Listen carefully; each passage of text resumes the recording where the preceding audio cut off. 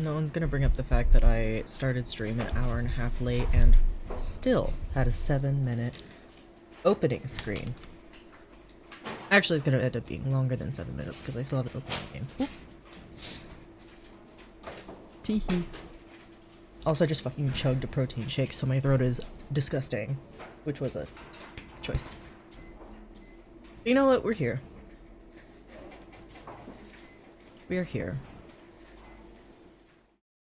Where am I? Where's it? Oh my god, wow. Hey, hi, hello, how are you? My name is Callie, Resonance, this is Salaryman, this is Your Play Games. It's fucking Friday. Don't mind me, I'm just making myself a little bigger. Say hello. Hi, hey, oh my god. God has been silent. Anyway, we're gonna continue. And it's gonna be fun. We're gonna have a great time. I have tea this time because I learned my lesson.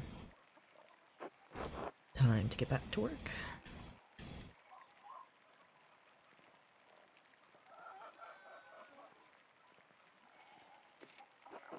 Picture Keith Solomon.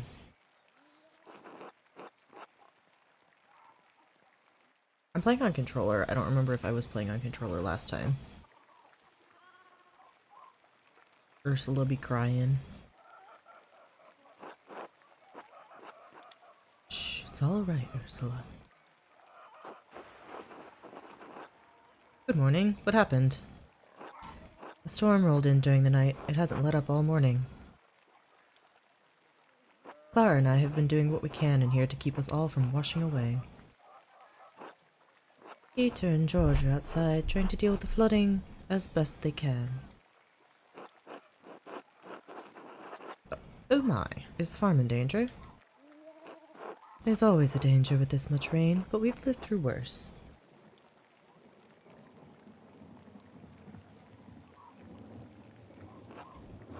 Whatever happens, it will be as God wills it. We must have faith in Providence and endure what is to come. Jesus. Oh, I have some food for you. Yum. Thanks. Here. Sorry I couldn't prepare anything more. Want to ask me to say hello? Really courting her. Ooh. Be a good friend and tell her. They'd be happy together. Thank you. Otto wanted me to say hello, by the way. Oh, he did? Ha. Good. Thank you. Have a good day at the Abbey, Andreas. Try to stay dry. Not likely. Thanks. You too. Good luck. Oh! Andreas. Are you doing alright, Peter? No, I'm not. Some of our sheep escaped, and I'd rather not spend my morning fixing this damned wall for the 3rd time this year. This is the way it always is. Rain falls on the Abbey and rolls downhill to us little people. Well, it's hard to blame the Abbey for that. It's just how rain works. There's a reason we're down here and they're up there, Andreas. Anyway, I have to get back to this. See you later. RIP. The flood. Stormy morning. Oh my god, hey! Hey, Andres. Hello, Andres. Good morning, Andres. So, Otto and Ava, hey? Yes, what about them? How is their courtship developing? Doing fine, you think? I'm not a gossip, Andreas.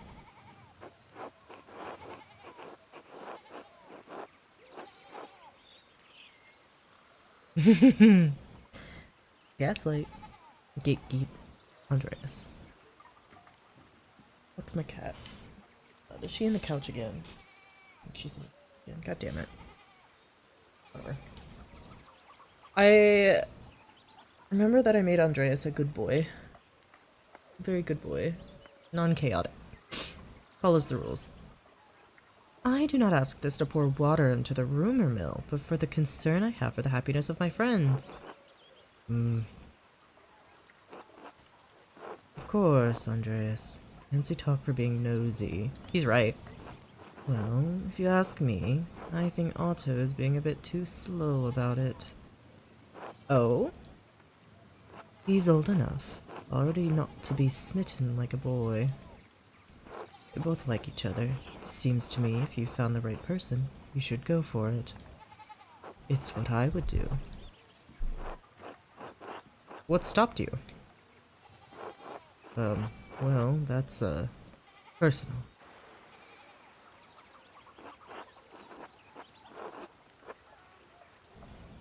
Ooh. Oh my goodness. Is that your saber? Wow. Hello raiders. How are you?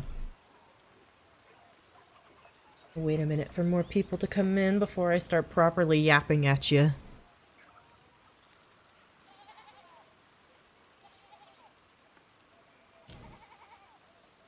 Oh my goodness. Hello raiders. Hello welcome in. Welcome in. How was stream? My name is Cal, your resident excessive salaryman. This is here to play games and look at art and be art, you know? Oh my god. And my cat just attacked my arm. You got emotional? Ooh, what were you playing? Gosh. There we go. Moves that up.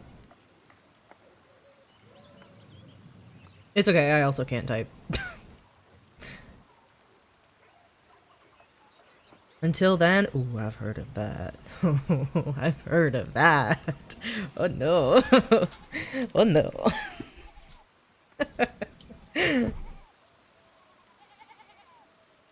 Yeah, oh my god, you really did yourself dirty. What better time to cry than on a Friday night, you know? In tears and you know when you're done. Oh, get fucking ready. Buckle up.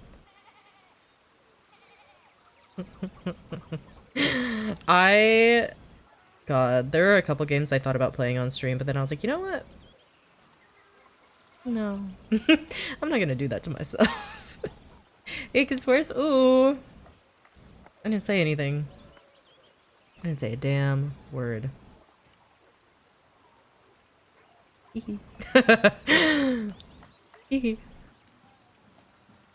Yeah. But yeah. Hello. Welcome in. Hi. We are playing Pentiment today, and we're on only the second day because the first day took me 2 hours to get through, and I didn't have tea or water or anything, so I was like by the end of it. But yeah, we are the artist Andreas, and you get to pick your background, and I chose a logic-based guy. I'm choosing to make him a good egg. A good egg. Because you can make him be, like, kind of a shitty person, and it's really funny. One of my friends, the friend that actually recommended this game, told me that they made their Andreas a whore. And I was like, honestly, good. Good. I respect it. No tea, no water, no bitches, no vocal cords. Yeah, but this time I have tea and water, so we're chilling. Yeah, so right now we're just being nosy about two friends' courtship. But yeah, Andreas is a artist working for the local abbey copying manuscripts. So there's all sorts of church bullshit that's really funny. Unless you feel like, yeah. Luckily mine's my choice. But God. Maidens. Andreas will remain maidenless because I think it's so funny. Right. Personal, you just haven't found the right person. No. I, do hope to find someone to have at my side as we build a family. God has not given me this blessing. Also, all the sound effects for this game are so good. Different people talk in different fonts, and it's really cool.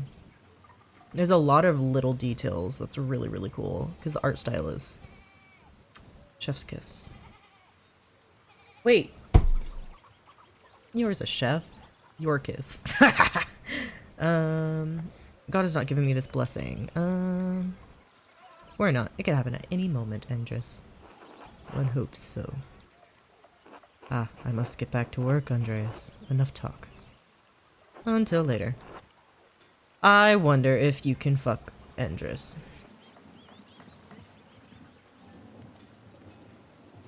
Oh, we can't go that way because of the flood. Yippee! Okay.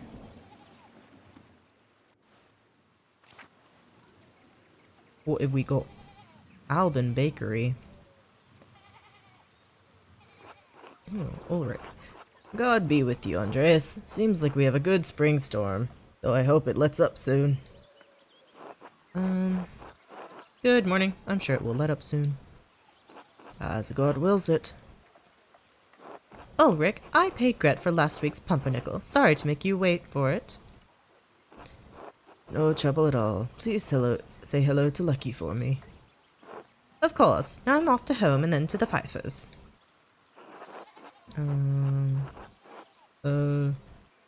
Good morning, Agnes. What's going on at the Pfeiffers? This will be remembered. Oh. Elena has about a month to go before her child is due. Her last one was hard. He didn't make it, God rest his soul. I just want to give her the best chance she can have. It is in God's hands. Trust in Providence. This game is the most mention of God I've seen in a long time, and I've been watching the Pope news, so you can tell how that is. Oh my fucking God. So I get news notifications for breaking news, right? Fucking one of the news articles that came out on Thursday as the Pope was decided, and it turned out that he's American, which is so funny, by the way. Was everything's dope, even the Pope. And I was like, what the fuck? Not the slogan for the Pope. What the hell? That made me laugh way too much at work. Always, Ulrich, but I'll do what I can to help. Why make the Lord do all the work? I must be off now. Bye, Agnes. Oh, good day to you both. And Andreas, stay out of the rain. Tell Helena I will pray for her health. She will appreciate that, Andreas. Thank you. Until later. Until later, Agnes. Bye, bitches. Ooh, Northtown. Steinauer house. Meow. Look, kitty. Pet Schlau. Schlau. I would love to pet Schlau. Best part of the game, best part of the game, best part of the game. Hello, meow meow. You can pet the cat. Church and Druckers, yes.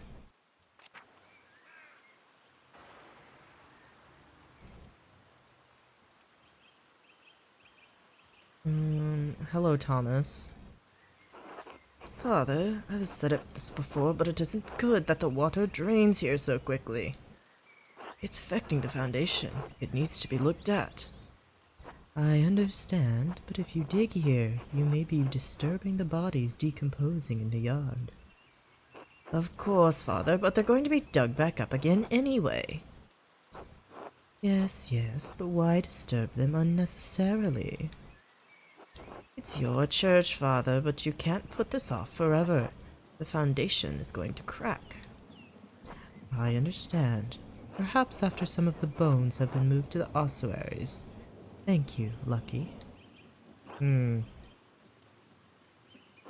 Ah, good day, Master Mailer. Good day, Father Thomas. I didn't mean to eavesdrop. Oh, worry not. Lucky was just reminding me of the danger severe rainfall can pose to the foundation. God looks after his flock, but sometimes the pen requires an earthly hand. It will be taken care of. God be with you, Andreas. And with you, Father Thomas. Until later. Ooh. Okay, there's the mill. We should just go to the Abbey, TBH. Ooh. Forest. Forest! I want to go to the forest. Most of this felling is for the Abbey's renovation and firewood. Town can only gather sticks. Ah! Smokey's home. Who's Smokey? Meadow. Shrine of Saint Satya. Waterfall. I want to go to the waterfall. Hello. I'm exploring. Rotten and full of bugs. No wonder Otto hasn't split it up. Old Otto. The waterfall must flow down from the snow belt in the mountains above the Abbey. Old salt mine. Ooh, there we go. Okay.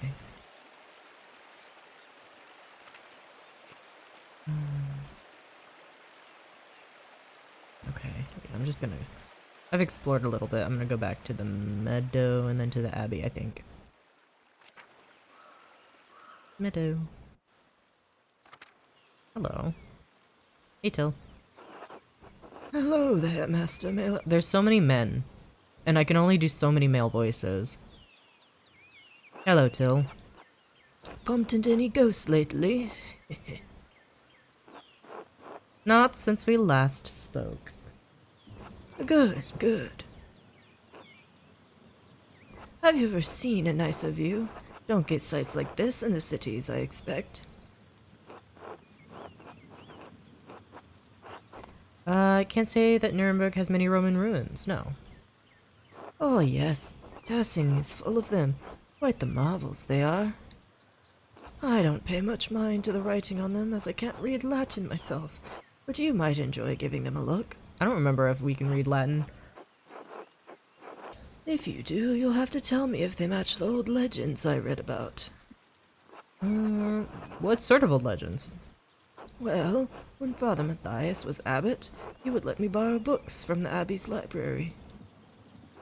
I think I read through half of that library before Father Gerno became abbot. He and Father Thomas are strict about which books should be read now. Books should glorify God, they say, not discuss the old pagan ways. Still, the accounts of the Romans in Tassing are my favorite. That old book talked about how the Roman knight Gaius Metellus defeated the, Rhaetii, I think it was. Heavy snowfall had him caught in this very valley, barbarians on all sides, when Mars sent a wolf to the night. Ares. Instead of killing the beast, Gaius followed it to a magical spring with trees covered in all sorts of fruit. Mars provided the wolf and the spring, and Gaius Metellus founded Tassing after defeating the barbarians to honor Mars. That's where all this came from. I'm surprised that Kirsa has any record of Tassing before St. Moritz arrived. And written in German at that. It might all be fable, but I enjoy the story all the same. It's nice to feel you're connected to those who came before you, even if it's only by the land you live on. Wise words. I feel the same. It's been good chatting with you, Master Mailer, but I better get back to work. You let me know if you find any particularly good books in that library, all right? I will. Until later, Till. Until later, Till.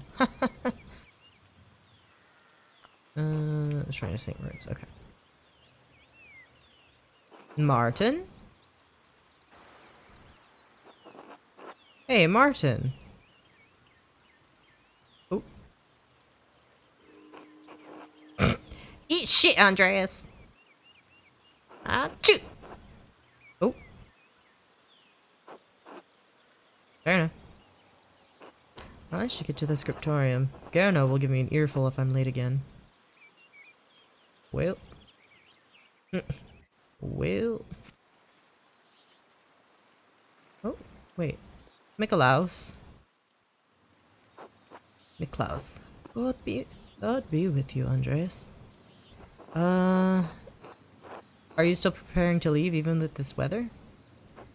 The weather is unfortunate, but the Baron's wife, Lady Salomea, will be arriving today. My lord intends to depart as soon as she arrives. How long have they been married? 7 years now. She's a fine woman, a true lady. I was hoping to bid farewell to the Baron before he leaves. I'm sure he would appreciate that. He spoke highly of you before he went to bed.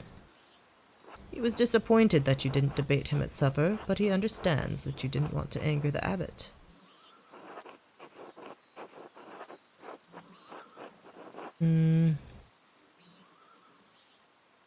Part of the art of rhetoric is understanding the right forum in which to persuade someone. That was not the right forum for the abbot. My lord always wants to discuss things when the mood hits him. He's often alone and feeling it, unfortunately.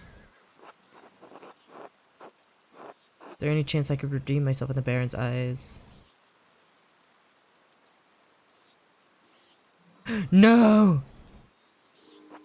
Perhaps not on this occasion. I believe you may have offended the Baron in some other way as well. Some way. Or some ways. Rip. I have not passed a single check. I would not fret too much about it, Master Mela. He is a forgiving man. Where is your master gone, then? He went for a walk early in the morning. He didn't say when he'd be back. My cat's crawling into the couch again.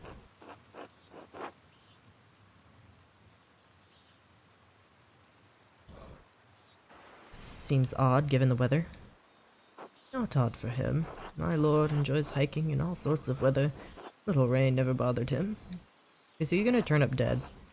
I can sympathize. We Swabians enjoy a good walk through nature, even in such conditions. Well, I apologize for taking up so much of your time. Good luck, God's good speed, and I hope you can keep dry. It's no trouble, and many thanks. Until next time, Andreas. Oh, one thing before you go. Did you see a short, surly-looking young man in a hat on your way up this morning? That can only be Martin Bauer. He ran past me in the meadow as I was walking up the hill. He was in quite a hurry. Ah, that would explain my lord's missing rings. You believe he stole from you? Not from me, no. From my lord. Missing rings was you? You stole them? Honestly, you deserve them. You deserve them more than the Baron. They're yours now. 1 gold, 1 silver, a handful of golden, and a book the Baron was planning to give to the Abbey. A book? Historia Tassier? I believe so, yes. I went to pack the Baron's things and they were missing. The boy is a known thief. It wouldn't surprise me if he's responsible for the missing rings. That would explain it then. Regrettably, he had ample opportunity for his theft. Yesterday I caught the boy with the hat, Martin, I suppose, peering in through the windows. I could have admonished him at the time, but, well, he seemed harmless. That's a shame. I hope the Baron won't be too put out. My lord is a man of some means. He won't miss the gold or the rings. I do think he will be upset about the book. He was quite excited for the abbot to see it. In any case, I must finish preparing the horses. It was good talking to you, Andreas. Why don't they just go get it? Of course. I hope this rain lets up for you soon. They know who stole it. Just go get whatever. God willing. Until next time. Until then. Just fucking go get it. Whatever. Yeah, I have a bad feeling that the Baron's gonna end up dead. Or show up dead. Church.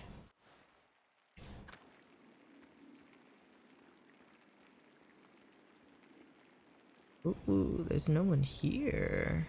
Weird. Cloister. Dormitory.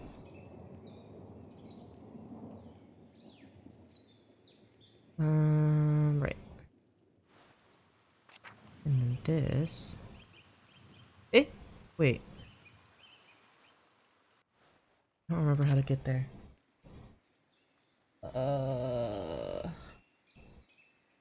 Large garden. Aquarium.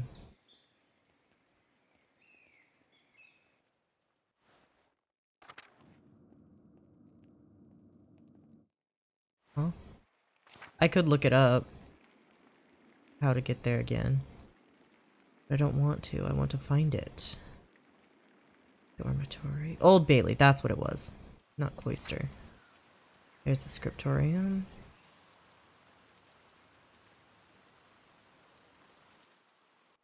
Okay. Oh, thank God. Okay, we're here. Oh, this is wonderful. The rest of the abbey is soaked and there's not a drop of rain in here. Good thing the abbot had Otto replace the roof to the scriptorium and library last month. With the calefactory next door, we can stay warm while everyone else is cold and wet. You're a bitch. Instead of bragging about our good fortune, you should think upon your brothers and sisters and pray for their health and safety. The abbot's foresight saved a lot of our work and protected what's in the library. The town hasn't fared as well. I'm sure they'll be fine.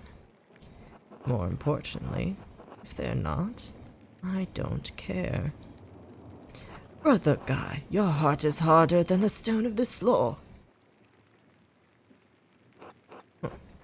We have the grumpy old monk, but where's the nice one? Brother Piero, haven't you seen him yet today? I did, before Brother Guy arrived.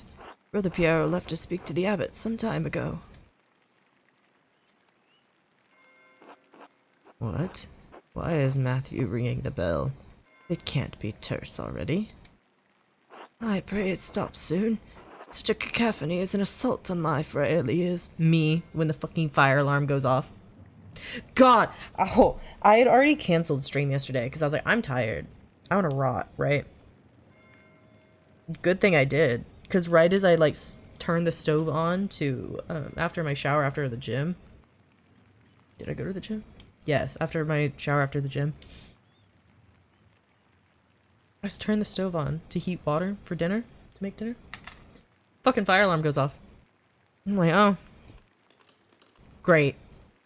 Great. Turn the stove off. Have to, because I'm wearing shorts and like, just whatever. Home clothes. I have to put clothes on. Full clothes on. Find shoes. Grab my cat from where she's trying to hide from the loud ass fire alarm. Put her in her carrier, which she hates. Grab my keys. Grab my phone that's on like 20% battery. And then go outside. And I'm just like, okay, cool, it's fine. This is gonna be like a false alarm like last time. Easy. So everyone's outside. Some people are like holding their cats in blankets. Some people have them like under their arm football, like carrying them like a football, which I laughed at. That shit was funny. A couple of people have them in carriers like me. We're just all waiting. The fire trucks show up. They're just like kind of going in. And then some of them move a little more urgently and we're like, huh? What? Huh? Huh? What? Huh? So we can start looking around. And then we look on the opposite side of the building from me, and there's like white smoke billowing out of one of the windows and like balcony doors, and we're like, oh, not a false alarm. And someone near me starts, who's on the phone, is just like, it was the people that live above me. And I was like, oh. Oh no. And apparently she had like water dripping into her apartment from the kitchen. So whatever her upstairs neighbors were doing, they're probably gonna get kicked out. But there was like a whole actual like small contained fire. But we were out there for like 45 minutes and my cat was getting so upset. And I was just like, you know what? It's a good thing I canceled stream. Oh. Wild as fuck. Funny. Inconvenient. Not the end of the world. Anyway.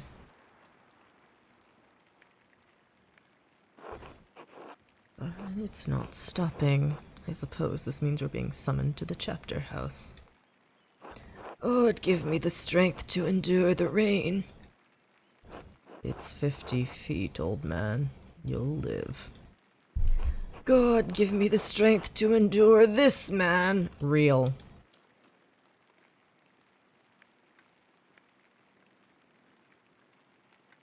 Is Andreas just gonna sit? Honestly, king shit if he does. It's still not stopping. What's going on? This can't all be because of the storm. Dead body. I should see what's the matter. Dead body.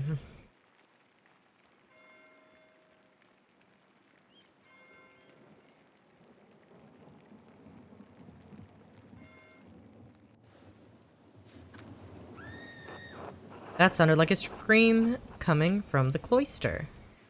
Oh shit.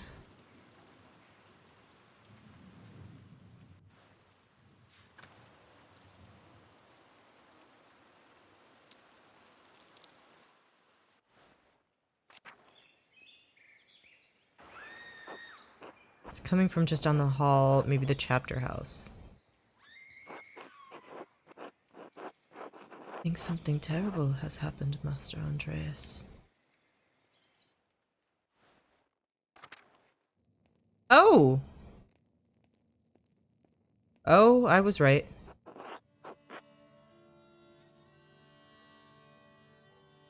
Yeah, the blood on the walls.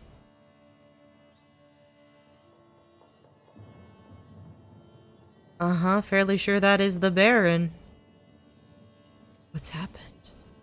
I think it's the Baron. He's been hurt.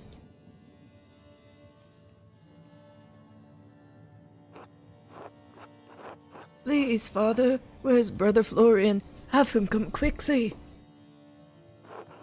Be silent, brother. Brother Florian, if you please.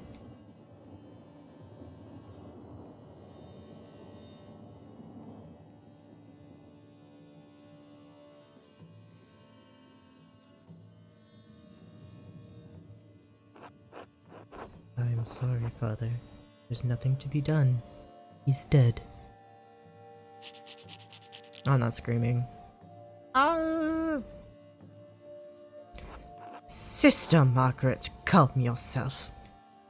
Sister Gertrude, please take Sister Margaret back to the garden. Yes, Mother Cecilia. Oh!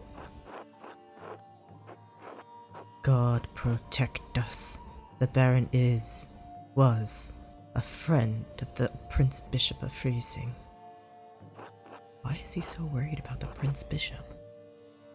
This abbey is odd in more than one way. Its existence offends some in the church. We are far enough from Rome and Mainz that everyone forgets about us, but this could bring unwanted attention. Oh! Florian, how easily do you think you could dispose of this body? The way Florian's eye went, oh. Father Abbot, what are you saying? Why are you questioning me? Why are you wasting precious time? It's also really cool, a small detail. It's as if this is being illustrated as a storybook and like transcribed as well. So whenever there's like emphasis on words, you can see like the splattered ink from like pressing too hard with the ink pen and with the quill. Do you want to see the soldiers of the Prince Bishop march upon? And you can like hear the extra like emphasis on the scratching as they speak. Do you want to see the soldiers of the Prince Bishop march up our steps and fling your brothers and sisters out of our home? Oh. Silence! Quiet. Calm yourselves, all of you. Father Abbot, Baron Rothvogel's manservant is already preparing to leave. Baron's wife should be here in a matter of hours. This is not the time for rash decisions. Yes, yes, you're right. Forgive me. But then, what will we do? We must send the Baron's man to the court of the Prince Bishop in Freezing at once. Mother Cecilia, the Baron said the Prince Bishop's archdeacon was in Innsbruck for the imperial diet. Even better, swift action will silence any whispers of impropriety on our part. Given the Baron's stature, the Archdeacon will undoubtedly come to investigate immediately. We must cooperate with him fully and pray for a speedy resolution. Yes, yes, good. Thank you, Mother Cecilia. Brother Woslav, please detain Brother Piero in the cellar until the Prince Bishop's man arrives. What?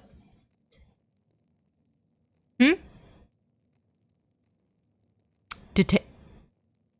What? What? Brother Piero? Why? Father Garno, I implore you to reconsider. He was caught in flagrante delicto, covered in blood with a knife in his hand. Father, do you really believe that Brother Piero is capable of such a foul deed? In the church, no less. Come on.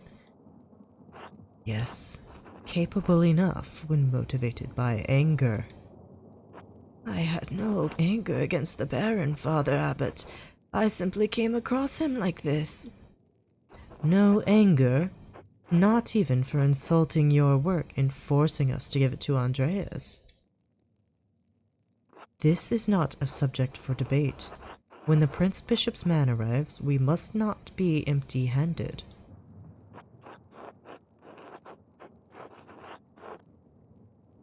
Even if Piero wanted to kill the Baron, he's not physically capable of the act. He can barely hold a brush, much less plunge a knife into a man's body. Be quiet. This is not your affair. Forgive me, Father Garno. I just don't think that Brother Piero could have done this. Your position has been noted. My decision stands. Brother Woslav will detain Brother Piero in the cellar until I say otherwise. You're more likely to kill Brother Piero if you detain an old, frail man in a cellar. Brother Florian, please escort Andreas out of the abbey. Andreas, do not show your face here again until tomorrow. Do you understand me? Yes. What the hell? No work on our masterpiece today. Andreas, listen to me. I sympathize with you. I don't think Piero did this either, but this isn't the time to push the abbot. I'm sure the other brothers and sisters believe Piero is innocent as well, but the abbot is worried about the Prince Bishop's attention.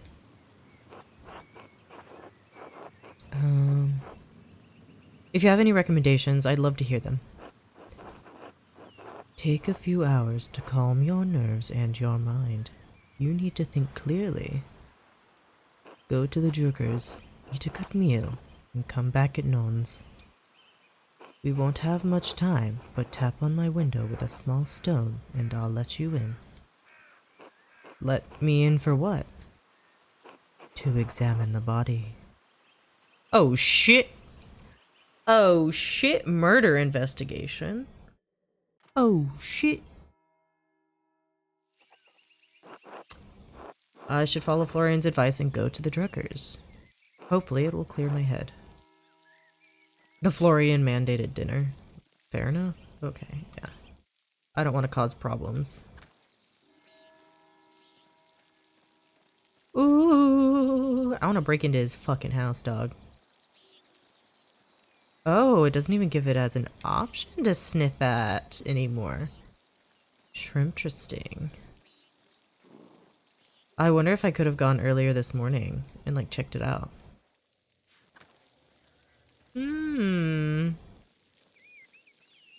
It's raining less heavily now, too.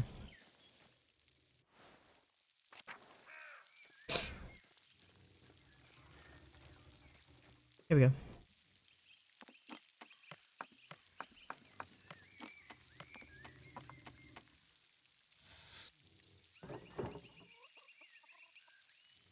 I think I figured out why he typed like that at some point, but now I no longer remember. Maybe a different language? Good day, Andreas. Back from the Abbey already? It's only noon. Andreas, are you alright? I'm not sure.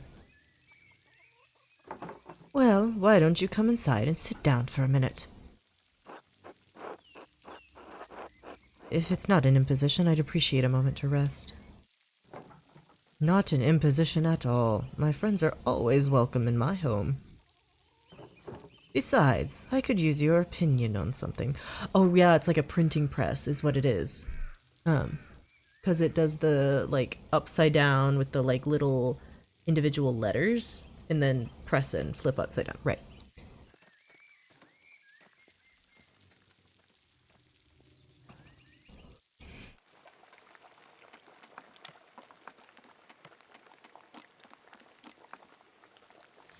Maybe it indicates, like, higher slightly. No, it wouldn't indicate higher glass, because the Baron spoke like that. I don't know, but it's really cool. Good day, Andreas. Should I fix you a plate? If it's not too much trouble, I'd appreciate it. It would be my pleasure. This rain has got everyone's spirits down. Hopefully a good meal can cheer you up. Yeah, it's the meal. Hello. Hi, Berthold. Hello, Berthold. How are you? Sleepy. Come back to my workshop. Oh. Oh, that's why. He has a fucking printing press. I forgot about that. Right! He fucking... God, I fucking forgot. He does have a printing press. That's why he speaks through the printing press. Okay. I'm going to do a new run of Till Eulenspiegel. There was a printing a few years ago in Strasbourg, but it was awful. Almost bereft of illustrations. What do you think of these new ones?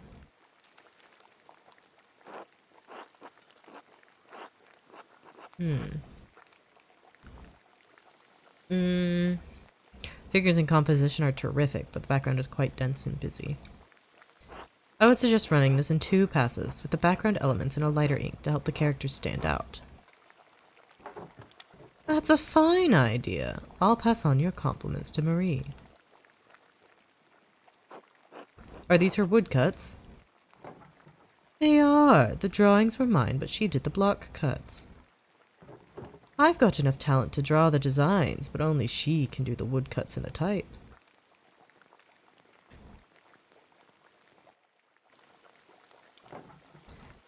Bless us, O Lord, and these your gifts, which we are about to receive from your bounty. Through Christ our Lord, amen. Amen, amen. I'm hungry. Amen. Andreas, what were the bells for at the Abbey? They were sounding for a long time. Oh, we're just coming fucking out and saying it. The visiting nobleman, Lawrence Rothvogel, was found murdered in the chapter house. God in heaven! He just rode by here yesterday. Yes, and it gets worse. One of the elderly brothers I work with in the scriptorium, Piero, was accused of the crime. That's awful. A murder in Chiesa? Could a monk do? Oh, nope. How could a monk do such a thing? I'm sorry, Andreas. The Baron seemed like an interesting man. I know he's been a patron of the Abbey for years. How did he die? Could it have been an accident? And does the abbot really believe that Brother Piero killed him? We've always spoken of him in the kindest terms.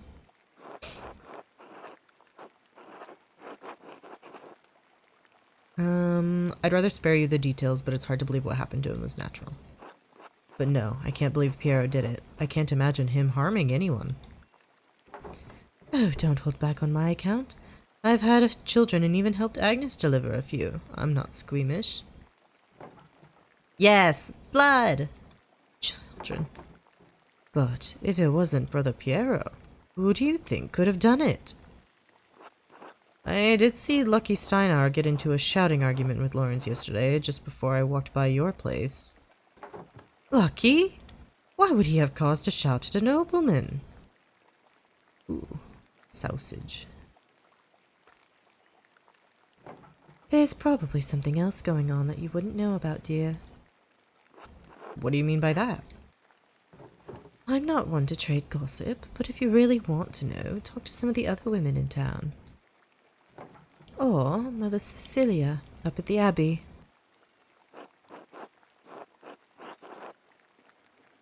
Could it have something to do with the nuns?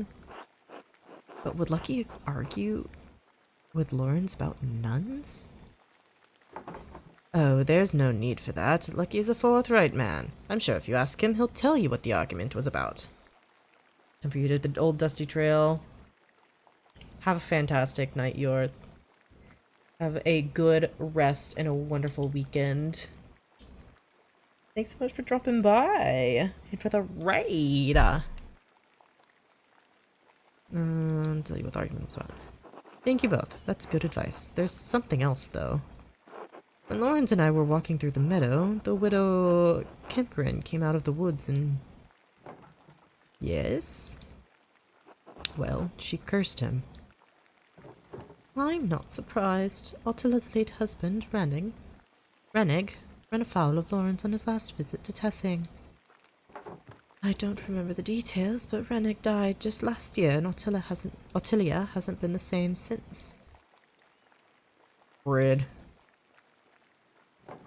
She was always an old bitch, even before she was old. Klaus, that's enough. She's had to deal with the Job's lot in life. And now she lives all alone at the edge of the woods. There are rumors she's going to lose her property soon. I do pity her, even if she is a bitter woman. There should be some exception in the law for her to inherit. Women are not legally barred from inheriting. It all depends on the details of the lease. Did she come from a wealthy family? She did, in fact. Wealthier than Rannig's, anyway. If the land they lived on was part of her dowry, she may make a case to lay claim to it, or a property of equal value. Well, well, are you a lawyer, Andreas? Enough about Ottilia. Is there anyone else you think may have done it? I don't know if he has any ill intent, but Prior Fenric has been acting strangely since the day Lawrence arrived. Perhaps an academic disagreement. I know they're both avid readers, both of classics and new works. On his last visit, the Baron bought a book on astronomy from me. I know the Prior has similar interests. But would the Prior kill someone over a simple disagreement? It's not that outlandish. When I was in university, I saw men throw punches over small academic concerns. What is an opinion for some is a testament to faith for others, and are worth killing for. That may be so, but I've never seen that sort of anger in Prior Fenric, not even when Gerno has made abbot instead of him. Afterward, he seemed bitter, but never violent. That just doesn't seem to be a part of his character. So, Lucky, the widow, and the Abbey Prior. Anyone else? There was something strange when we approached the Abbey together. Mother Cecilia was outside with some of the sisters. Mother Cecilia scowled and took the nuns inside without saying a word. It sounds like they have a history, at least. Egg pasta. Yum. I do not know Mother Cecilia personally, but I have never heard anybody speak badly of her. If she had cause to dislike the Baron, I must believe she had good reason. Well, Andreas, it looks like there's a lot to look into. Thank you for talking to me. I was feeling overwhelmed. You are always welcome here, Andreas. Anytime. Yeah! You are especially welcome with this one. Fair enough. God be with you, Andreas.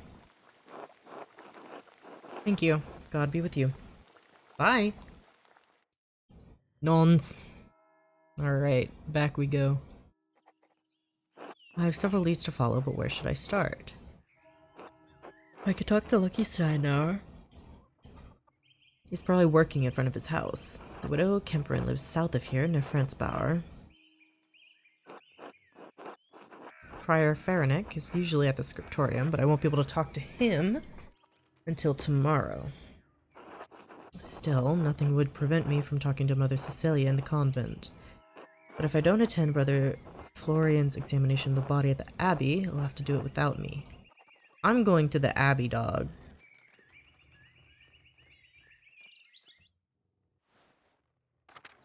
A bitch gotta know, and Andreas is that bitch. The Archdeacon's investigation. McClouse departs.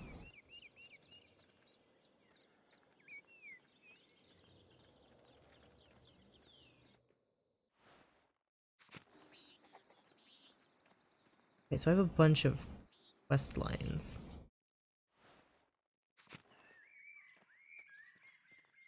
Throw stone.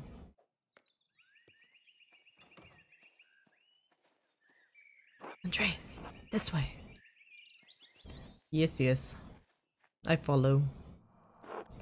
There you are. I'm glad the storm didn't delay you. Hello, Brother Florian. Now, even though I gave instructions that I was not to be disturbed, we must work quickly. Seeing a corpse up close can be unsettling for some. I hope you're up to it. Well, I'm not sure, but I want to help Piero. Good. Let your resolve steel you. Now then, you should probably take notes as we go. They might be useful later. Ah, of course.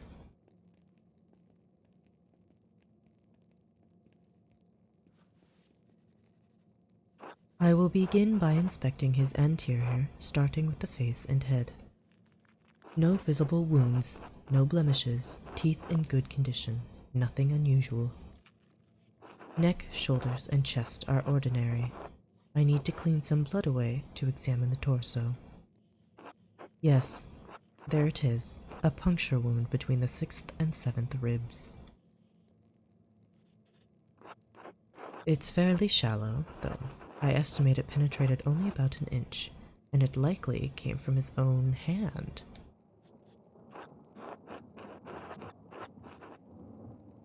But that doesn't sound deep enough to have killed him. It wasn't. It's likely incidental, received while falling on his own knife. He must have some other wound that issued forth all the blood we found him in.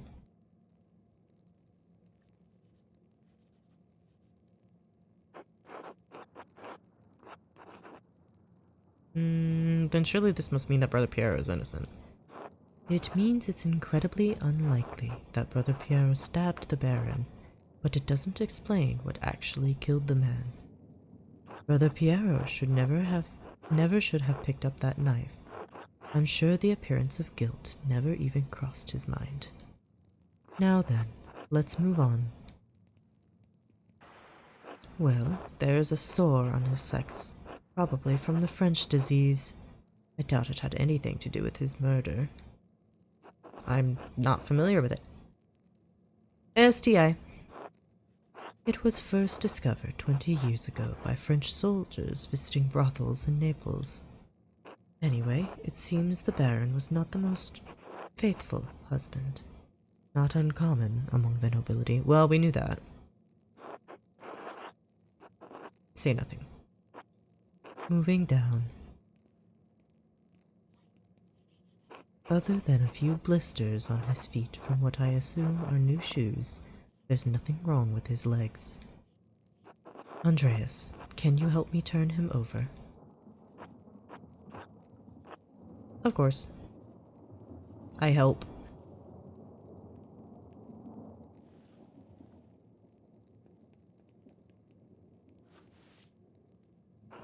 There's a slight irregularity in his spine, possibly from an old injury. I don't think it has anything to do with how he died, though.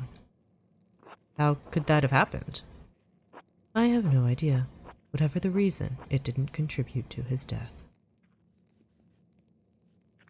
Ah, here it is. A rather dramatic head wound. From the blood splatter on the wall, he probably got his head bashed into the wall.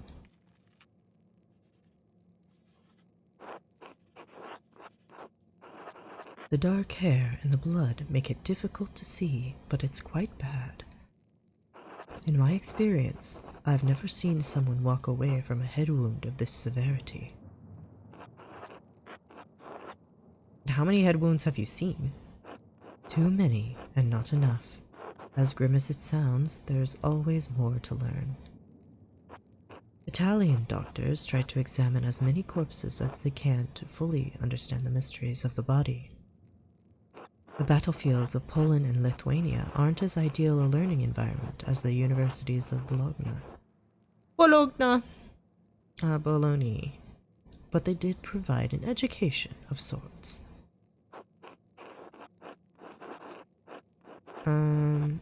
I'd rather be treated by someone with experience than a novice with a university education. I appreciate your confidence.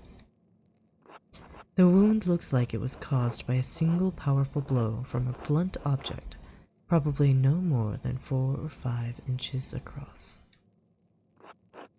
How can you tell? The skull is cracked in a single spot, and there's a clear impression in the skin around it. It would take extraordinary precision to hit the same spot twice, unless the Baron were already dead. It's likely he didn't die immediately. How long could he have survived for? I've seen similar injuries in battle. The victims don't last more than a few minutes, but it's an agonizing death. Even so, he couldn't have wandered far from where the blow was first struck. We already know where it was first struck. So he may not have been attacked in the chapter house? He was either attacked in the chapter house or someplace in the immediate area.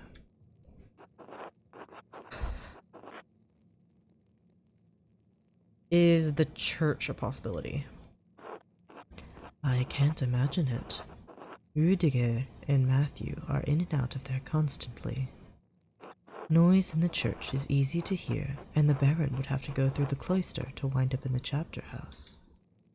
Anyway, whatever killed the Baron was a blunt instrument of considerable heft. The part that impacted him was likely a little smaller than a fist. 2 to 2.5 inches around? Perhaps a pig mallet, a joining hammer, or even a round stone, 4 to 5 inches across, held in the hand. That's specific.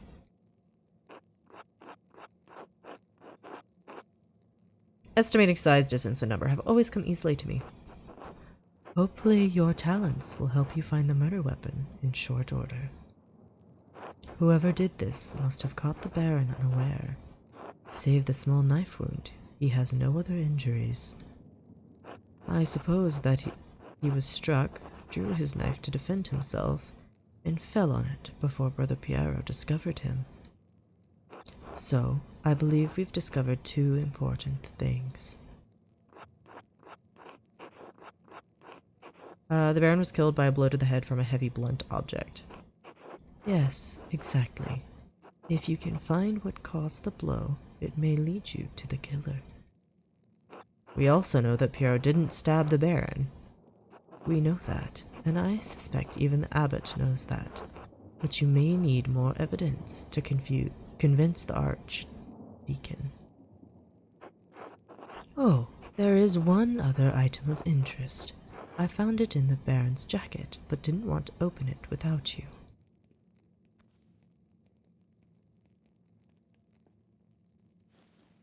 Ooh. Back on his front. Back, rather.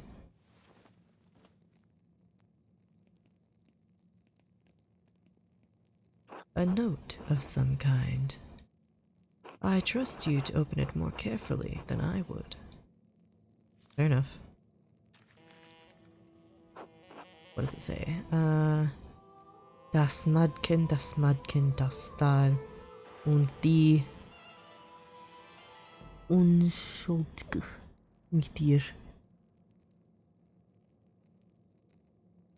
I think it is. It might be one of Martin Luther's theses, complaints. Oh, never mind. The girl who died and the innocent with her. Matins chapter. What's matins?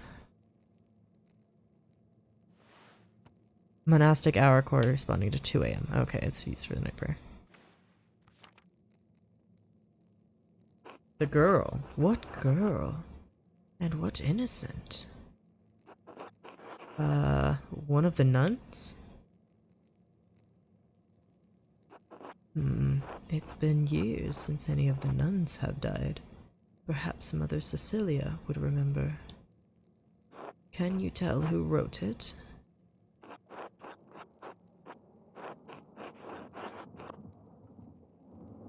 It's definitely someone with a great deal of experience as a scribe, but it can't be Adok or Guy. Someone with an extremely refined hand. This was done without any guides. As good as Adok and Guy are, I don't think they could replicate this. Really? What, if not them? Ooh. I intend to find out. I wish you good luck finding the answer. Now I'm sorry to rush you, but I must ask you to leave. Every minute you stay here is additional Were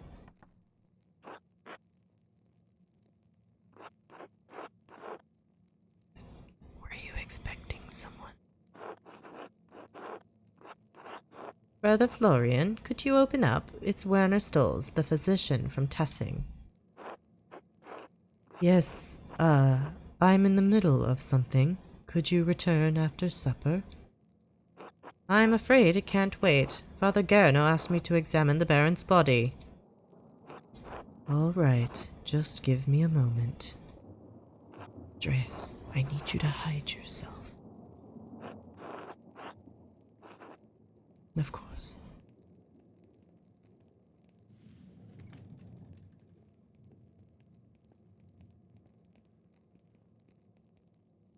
Ah, Dr. Stolz.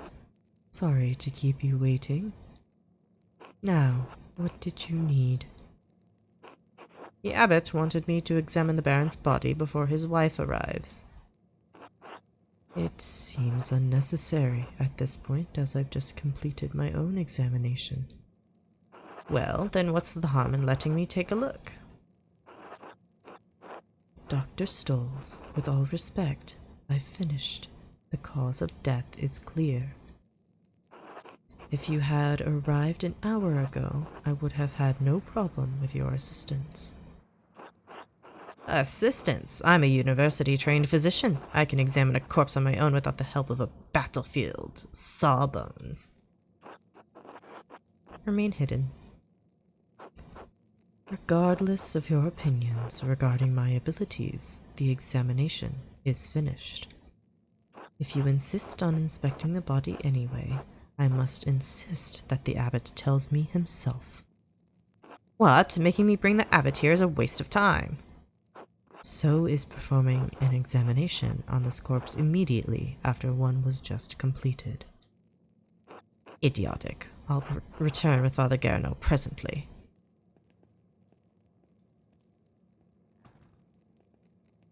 Oh. That was close. Now, quickly, leave through the cloister before they return. Of course. Thank you, Brother Florian. Think nothing of it. I'll see you tomorrow. Until then. Bitch, we better not get caught. Okay, cool. Vespas.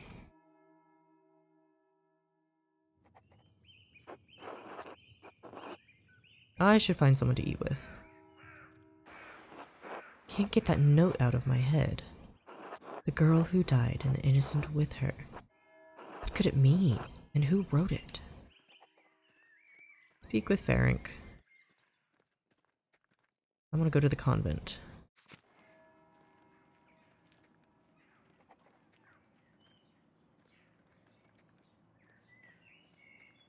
Oh. Sister Gertrude dries and stores all of her herbs here. Mousefanger. Pet the baby. Yes, pet the baby. Good, good.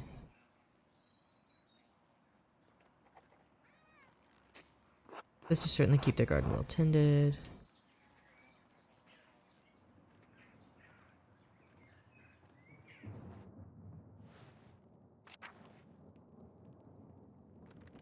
Doors into the convent are locked to outsiders. Men, at least. Fair enough. Prioress's house. She not here? God damn it.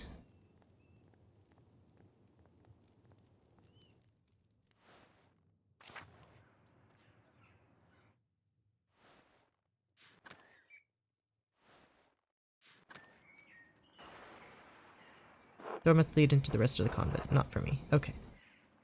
Well, at least he's a respectful bitch.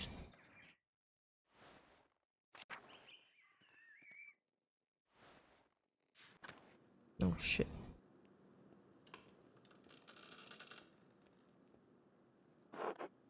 God bless you, Master Melee. God bless you, Master Melee.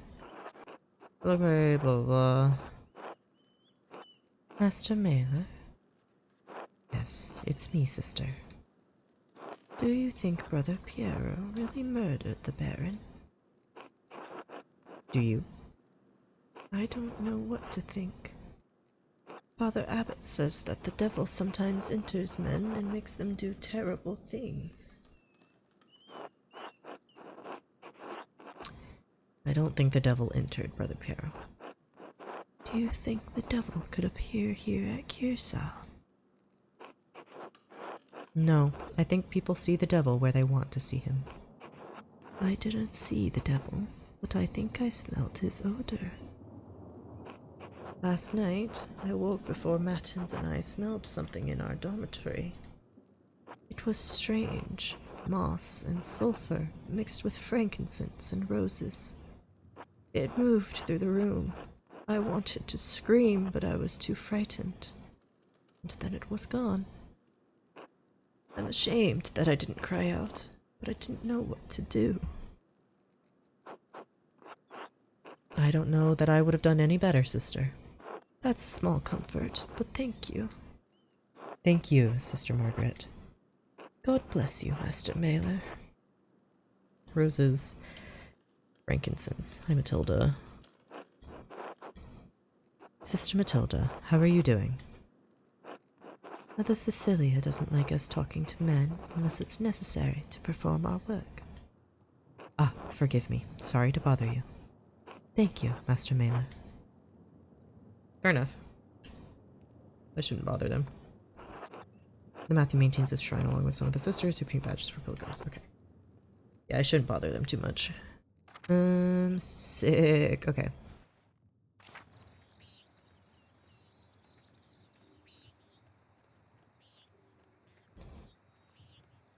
Nope, still can't go in there. Interesting, sure interesting.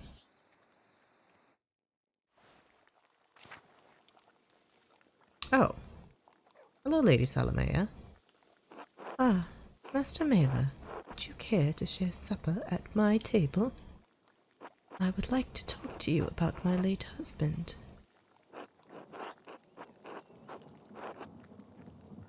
My Lady Rothvogel, I would be honored to break bread with you. Thank you. Please sit. Bless us, O Lord, in these gifts which we are about to receive in your body, blah blah blah. Praise our Lord, amen. Amen.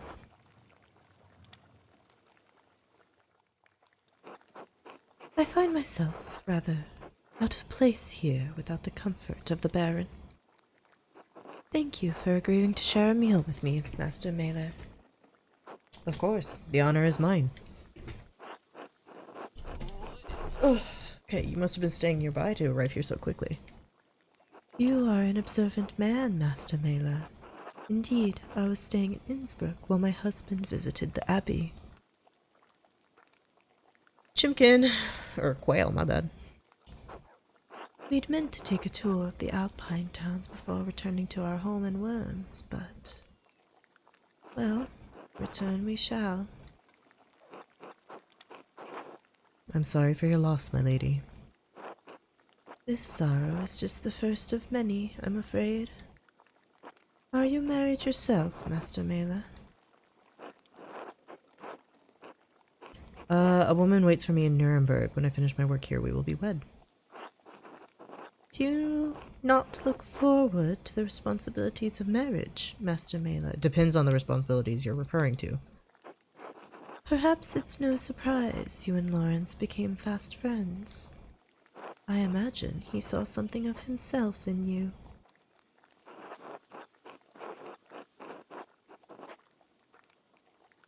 Do you mean to say you knew of his excursions? Master Mela, very little of a husband is mysterious to his wife, no matter what he may fool himself into believing. Lawrence was a flawed man. His various infidelities were no secret to me. But are we not all flawed before Christ? Fair enough. Emmental cheese and wheat bread. I loved him as a wife should properly love her husband, but I would not say that we were friends. I only hope his appetites are not what led him to his end. I've been searching for the answer to that quandary myself. Were you and Lawrence so close that you would trouble yourself so?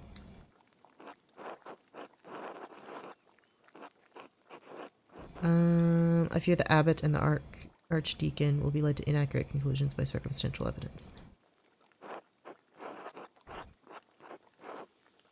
But the situation is more complex than it appears. I'm afraid I can say no more than that. I see. Well, I suppose it shouldn't surprise me that my husband made his share of enemies. He was a man of many opinions, and he gave them freely to all who would listen, and some who would not. Previous abbot, Father Matthias, seemed to appreciate that about him. This new abbot is... perhaps more conservative. Father Matthias was an open-minded man, from all I've heard, a true scholar. Father Garno doesn't share Matthias's passion for the written word, yet endures the expense of it. To be put in such a position would make any man unhappy, I understand. I wonder what he will make of Lawrence's gift to the abbey. Wait for her to continue. He had a book about the history of Tassing. He believed it contained some scandalous details. He said it corroborated fears Father Matthias had expressed, but he didn't share the particulars with me.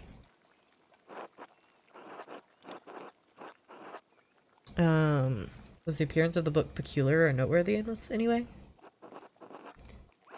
It was neither large nor small, bound in blue leather. Unfortunately, I never examined it closely. My apologies. I'm sorry I can't be of more help. I have some education, but I lack my husband's thirst for knowledge. If you find the book, hopefully its significance will be apparent. It nods if God wills it. Will you be returning home to Worms soon? Perhaps in a few days. I wait on the arrival of the Archdeacon. When his investigation is complete, I will go. Though the circumstances of my time here are dire, I'm in no hurry to return. Wait for her to continue. You are a disarming man, Master Mela, and much too easy to talk to. To be frank, I do not know what will become of me when I return to Worms.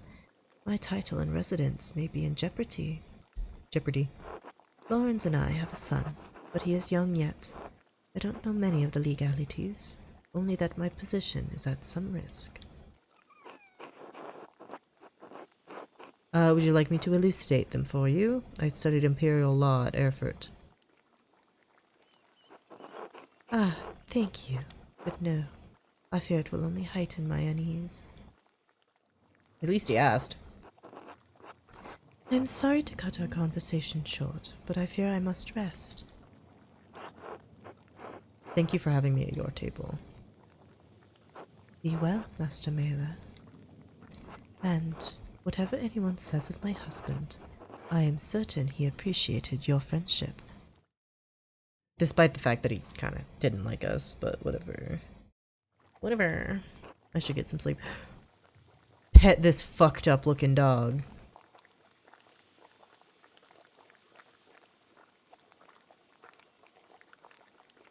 Fuck yeah.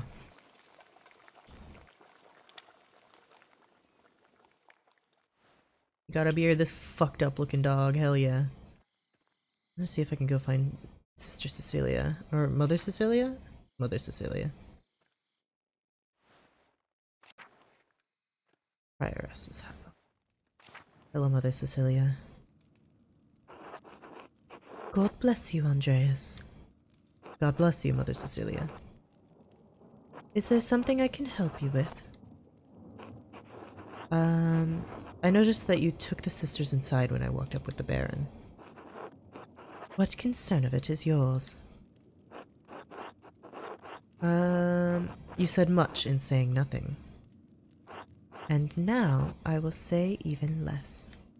Good day, Andreas.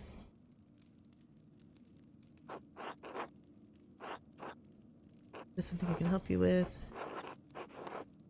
I need to talk to you. Given that the Baron was just murdered, it seems worth inquiring about the Oh! The splattered red ink. Hi, do you not trust in the abbot's judgment?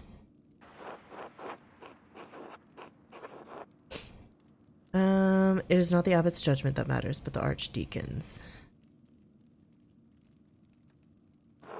All too true, but you must proceed carefully in your inquiries. The abbot does not want anything to interfere with the archdeacon's investigation. That includes you. How do you feel about interfering with it? Andreas, this is not a joke. The abbot is concerned for the safety of the abbey with good reason. I'm concerned for Piero's life. I am simply a nun. Why do you think I could help you?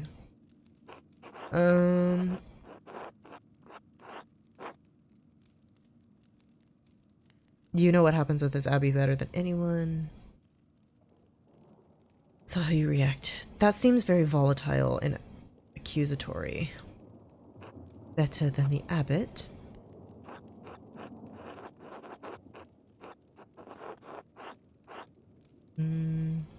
The abbot sees only the brother's side. You need to watch over the sisters and know what's happening with the brothers. True.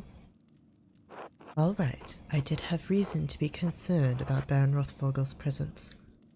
The Baron caused irreparable harm to one of the sisters on his last visit. The damage was severe enough that she had to leave us for some time. Say nothing. That is why I removed the sisters from his presence as soon as I could.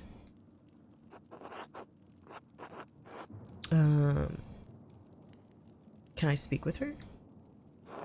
No, Andreas. I don't think that would be appropriate.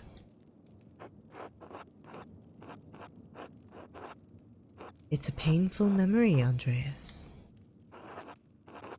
I appreciate that. I understand this is less information than you likely wanted, but I do not think I can tell you any more in good conscience. Trust me when I say that the victim of this incident could not have killed the Baron. I need more than that. Are there any records on her? On what happened? Yes, we keep records on all the sisters in the library. Not that it does you any good. You're not allowed. Could I ask Sister Illuminata to see them? She won't give them to you. Our records aren't available for outsiders to look through.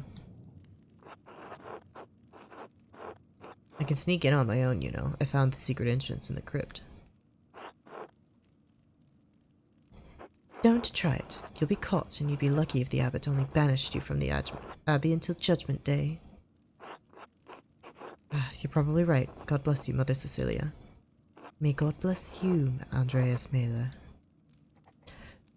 So, we're obviously going to ignore that warning and go into the library tomorrow.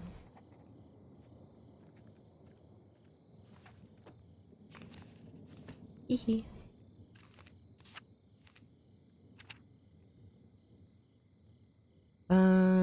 Okay. Widow's Curse. The Cipher.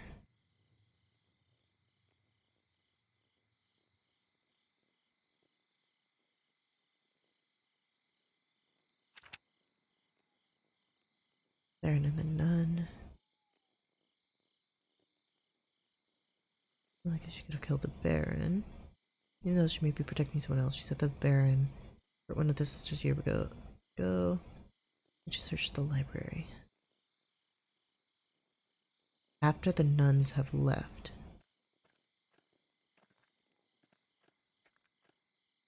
Oh, we'll get in so much trouble if we go in.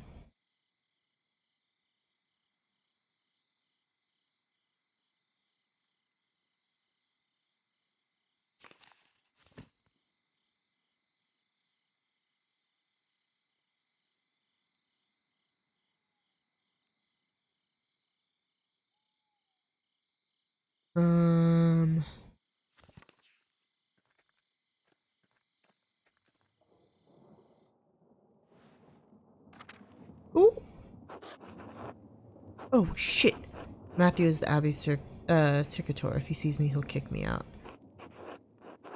I have to keep out of sight until he's passed. Good thing he can't see well.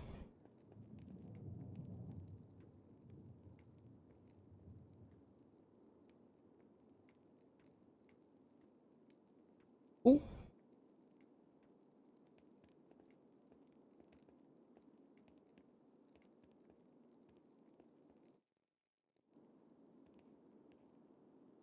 Straight to the crypt. No fucking around.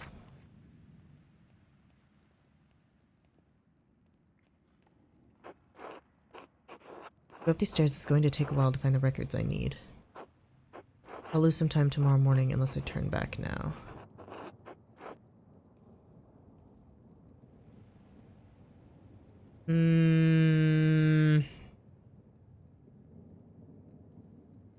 I don't know when else they leave, so it's better to do it now.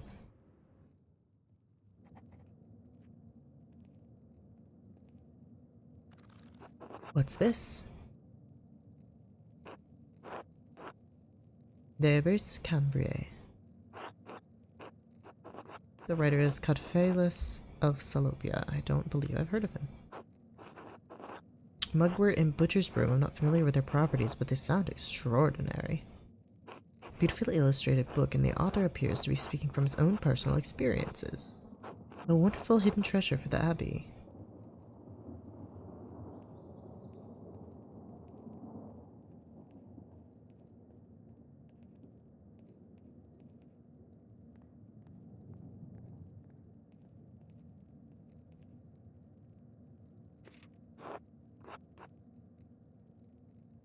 A bifolium taken from a larger text. The Mysteria Astra. I'm not familiar with it.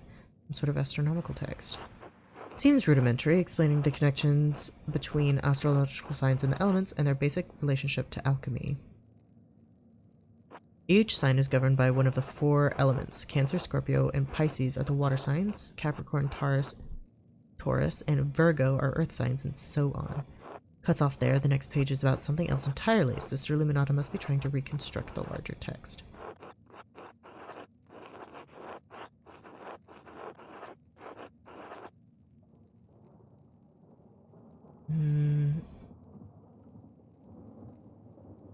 Scribe and illustrate bifolia out of page order, so the shift of subject doesn't surprising. It would make more sense once it's bound. Those 2 pages were interesting enough, I suppose, but quite basic. Oh well, they can't all be Aristotle. It pisses me off endlessly every time I remember that fucking Aquarius isn't a water sign.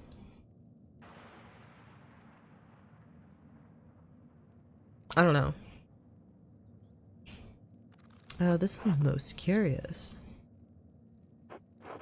Historia de Labyrintho Librorum. Librorum. Must be metaphorical. You need an extraordinary amount of books to actually build a labyrinth. Sounds quite silly. Impossible, really. Labyrinth of books.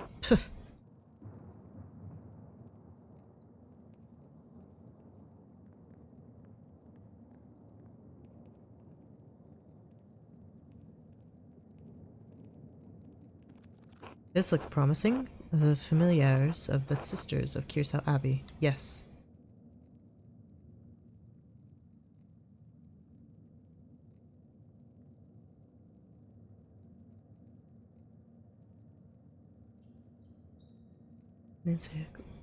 Oh.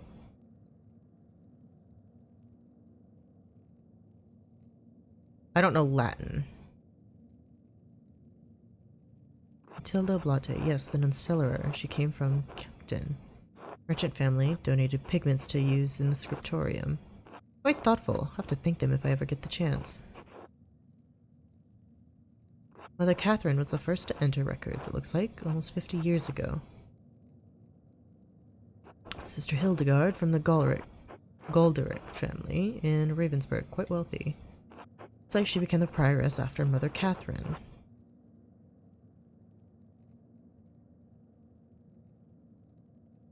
Sister Cecilia Aldheit? Oh, this is Mother Cecilia's record. Wait, she's from the Welser family? They're one of the most powerful families in Augsburg. Looks like her family donates a lot of money to Kirsau every year. More than my family sees in 10. Sister Gertrude from Hof. The herbalist, yes. Her father is an apothecary. That explains it. Oh, this should be interesting. Sister Illuminata. Named Angeline from the Capocci family in Perugia. It looks like they have some connection to Kirsau through an old abbot, Rudolf. Her family donates money to the abbey every year as well. This note says Sister Matilda left the abbey for several months. Why would she go to a hermitage? Seems strange she's the only entry with such a note. The date's 3 years ago. This was just before Father Matthias died. Which means it was around the time Baron Rothvogel visited. This has to be it. Matilda must be the nun the Baron harmed on his last visit. I should talk to Mother Cecilia again, and maybe Sister Matilda as well.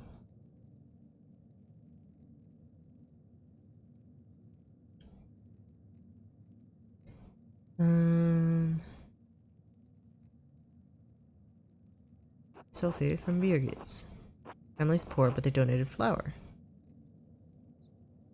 Lisbeth Oblate. She's from Utrecht. Looks like she had an eventful life before coming here. Married with a child, but both died.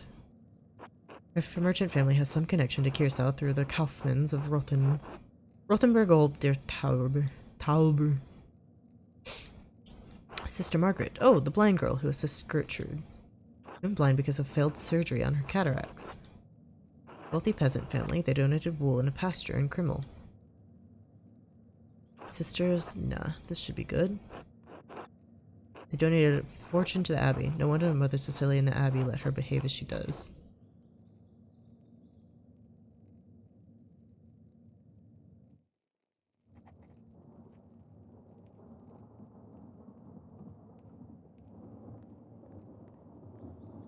We gotta go.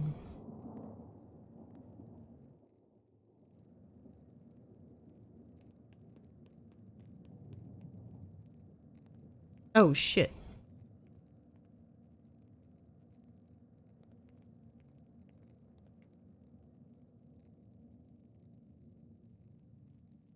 Oh! What the... Shit.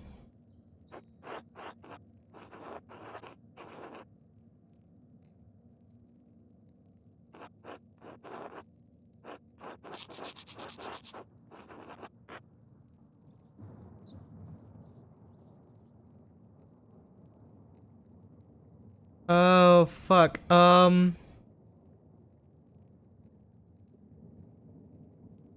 wait for them to finish then leave. Shouldn't just sit here and watch in any case. Can't get out of here before the sisters arrive in the morning. It might be even worse. Sister Luminata will certainly not be amused.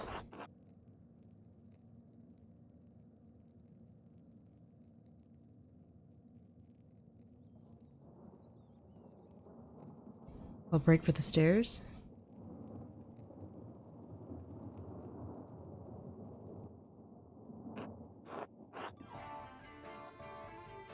I need to get out of here.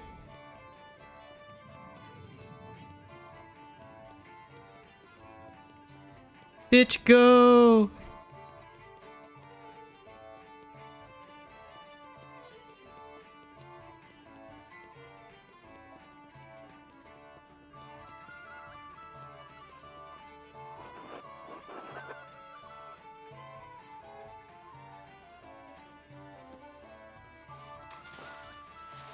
Oh my god.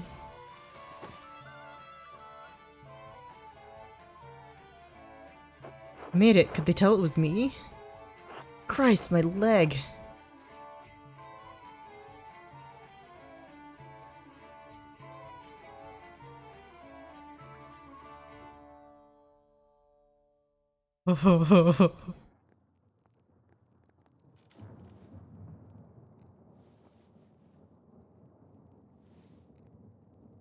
Oh my god, how scandalous. Oh.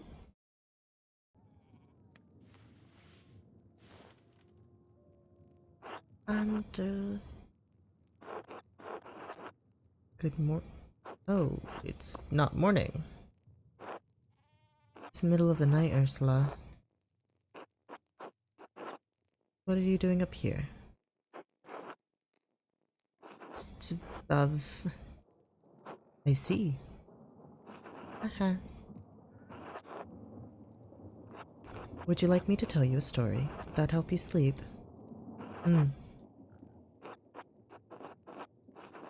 Have you heard of the story of the cat in the cradle? Far up north in Flanders, where Linhart's mill came from, is a town by the sea. 100 years ago, there was a great flood there on the feast of St. Elizabeth. You know how mad your dad gets when the water comes through your farm? Well, it was like that, but much worse. If your dad saw St. Elizabeth's flood, he'd probably lose all his hair on the spot. The waters rose so high that everyone had to leave the town. Many families lost their home. When the flood waters went down, the townsfolk went to look for survivors. Would you believe that they saw a baby's cradle floating in the water? I know. It strains credulity, but it's about to get even stranger. There was a cat on the cradle. It was jumping back and forth to keep the waves from getting in. The townsfolk couldn't believe it, so they slowly rowed their way out to the cradle. And when they looked inside, what did they see but a tiny baby, warm and goof. Anyway, that's why they named the town Kinder. Makes more sense if you know Dutch.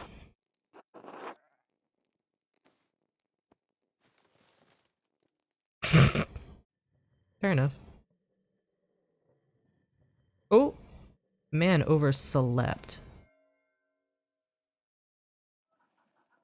I should find someone to eat with. Sir, you overslept so bad.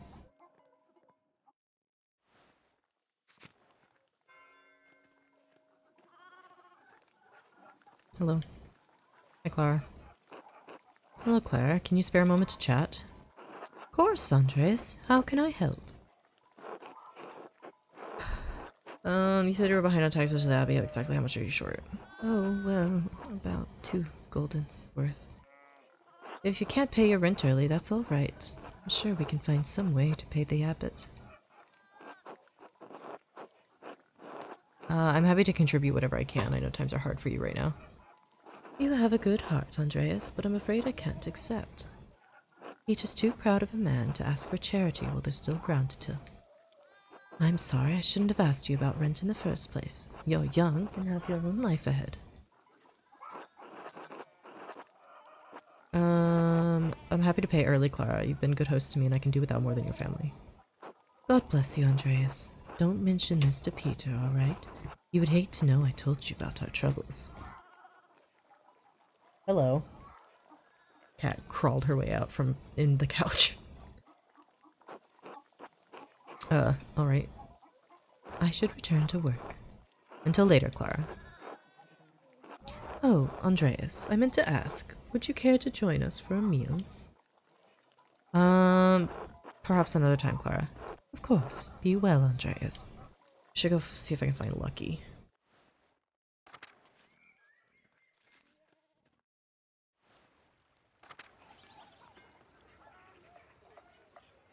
Is that Lucky? I don't actually know. That's Sep. Old Auto. Huntspower. Widow Kimperin. Actually, let me go see if I can find Widow Kimperin. Cat. Ronce.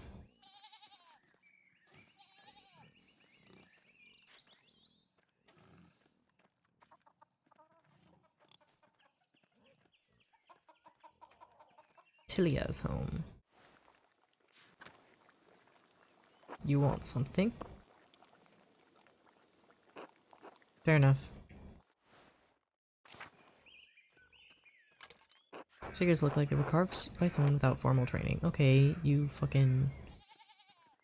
Oh.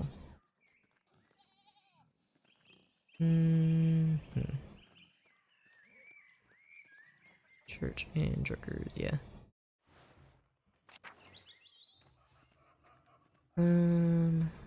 Central town. Yeah. Must pet schlau.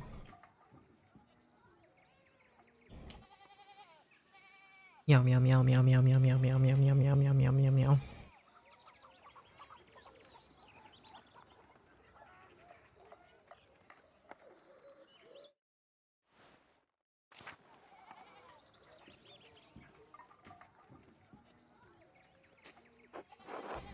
Wound wort.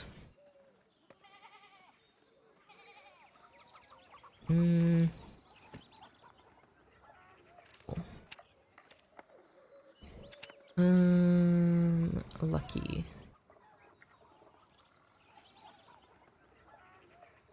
Stonemason of Tassing, husband of Agnes, father of Brigitta, known for his great strength. Okay. But he's bald. He's a bald bitch.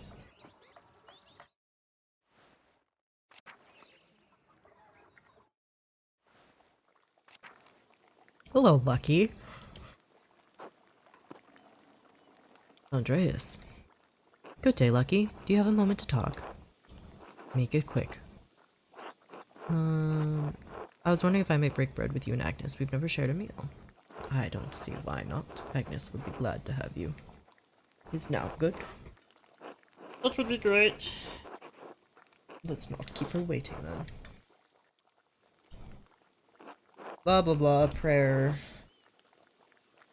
Let me bring the kitty up here. Yes, she's here. Belly pads.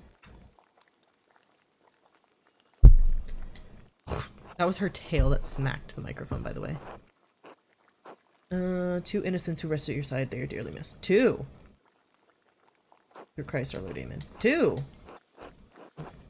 Amen. Two!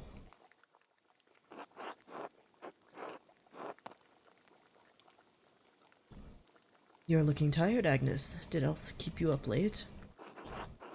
Ah, I don't mind. She needs the support, and I'm happy to give it. Someone has to look after the women of this town, and Werner hardly cares to. You don't care for the doctor? He's terrible. Haven't you met him? A stuck-up ass who thinks he knows everything just because he went to a fancy university.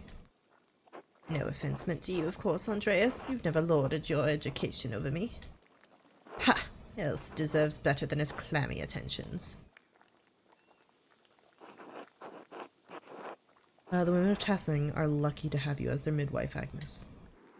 God bless you for saying so, Andreas. I try to do right by the women here, as I hope they would do right by me. It's the Christian thing to do. Even if the woman in question is Else Mullerin. Is Else the miller's wife? Married to Linhart Mueller, yes. I'm surprised you haven't met her yet. Did something happen to her? She lost a child a few weeks back. She was overjoyed when she finally quickened, but her bleeding returned soon after. It has been difficult for her. She has been through it before. She will make it through again. Damn. Swabian ravioli. That shit sounds good. She is strong in her love of Christ, and in love of her husband. She does dote on him, though Linhart hardly deserves it. Why is that? The miller is not a kind man. Not to the peasants, and not to his wife. Spreading rumors is not Christian behavior, Agnes. It's hardly a secret. The man has power in this town, and he makes certain we all know it. Take that to caution, Andreas. Don't get on the miller's bad side. Noted. The best we can do for Else is to care for her as neighbors, like Christ tells us to. She isn't the only one in Tassing who struggles in her marriage. Even my Brigitte has troubles. Martin Bauer's wife? I didn't realize she was your daughter. Our only living child, yes. God rest their souls. We should never have agreed to their marriage. She deserves better than Martin Bauer. True. She loves him, Lucky. She had to marry sometime. What could we do? Found a man who isn't such a useless shit. Oop. At least we got Wolf out of it. I'll make sure he grows up solid. He'll become a great stonemason. Just like his grandpa. Trout. Oh, this is an eepy kitty. Now, why don't you tell Andreas about your work at the Abbey? You said you found something strange in the building. Strange how? Ah, that. Was repairing a cracked wall down the crypt. Abbey used to be a Roman fort, right? So it's no spring hen. Bumped into a relief of the Virgin and a door slid open. It was the damnedest thing. I discovered the same thing. Fascinating architectural detail, to be sure. That old abbey's full of secrets. Make no mistake. Anyway, stuck my head up through the trapdoor and one of the nuns screamed. You didn't tell me that part. I felt bad for scaring them. Rid.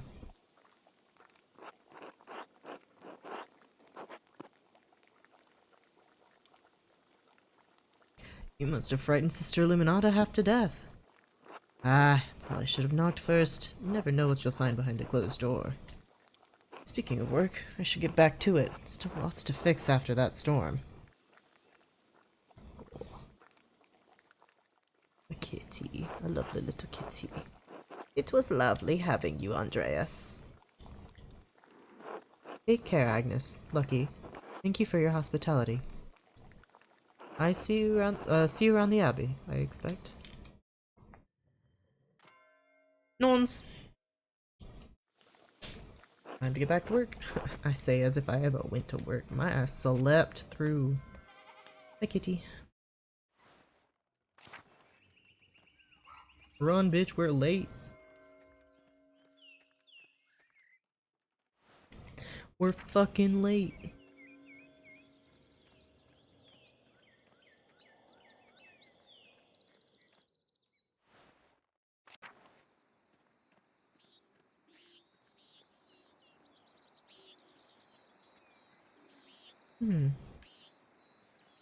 That option's there again. Shrimp interesting.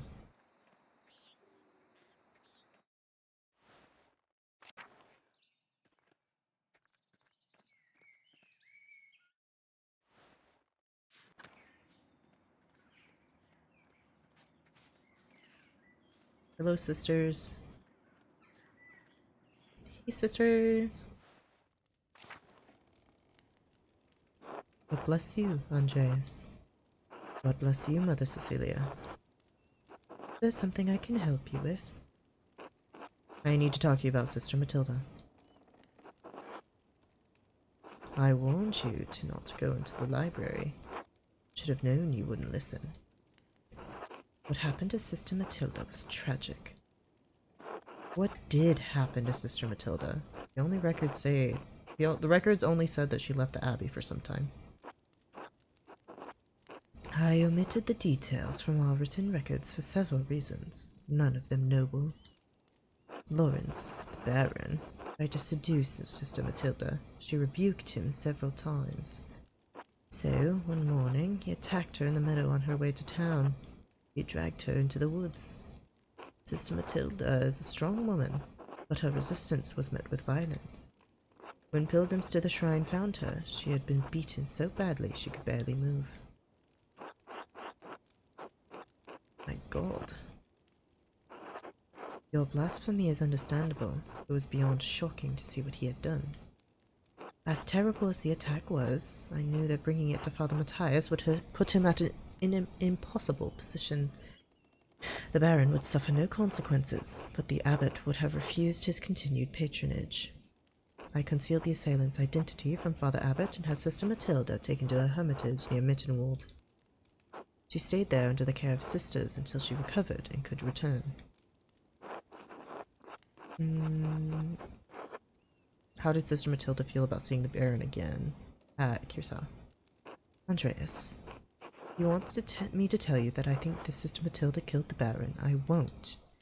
Seeing him was hard for her, of course. She defended her virtue from the Baron, but her injuries were severe. Her body recovered in time. Her mind... I don't know if it... Oh my God. I don't know if it ever will. She still fights him in her dreams. She wakes in the night, screaming, soaked in her own sweat. So it affected her, yes, it still affects her. That doesn't mean she wanted to kill the Baron. It certainly doesn't mean she actually did. Sister Matilda is a faithful servant and friend of Christ. Believe that truly, Andreas. She is respected and beloved by this community for good reason. Very well. Thank you, Mother Cecilia. Andreas, if you want to thank me, do not mention Sister Matilda to the Archdeacon. I do not believe she could have done this. Of course. God bless you, Andreas. I also don't think Matilda could have done it. Bye.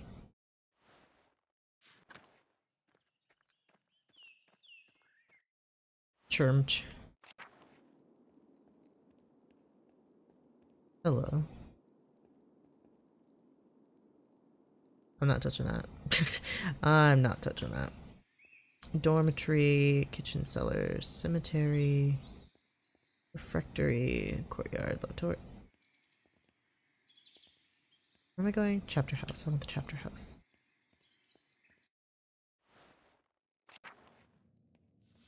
This bloodstain is awful.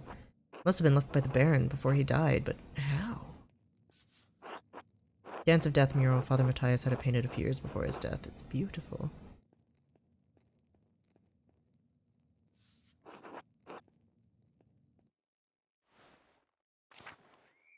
Hello, Garno. Fuck you. I mean, what?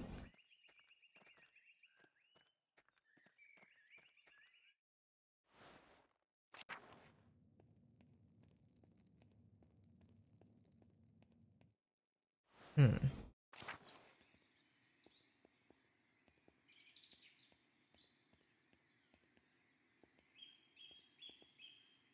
Hmm. Fine, I'll talk to Garno. Andreas? Oh, never mind. He doesn't want to fucking talk to me. Bye. Bitch.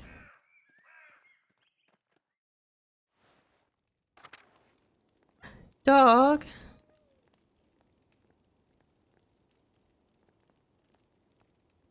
What a pet Mirabilis. It's not your fault you're owned by a bitch. I just got an achievement to pet 5 animals. Good. Can I not go up this? Damn it.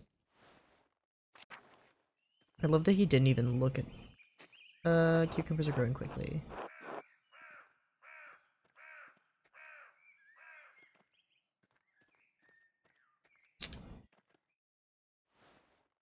Hmm. Hmm.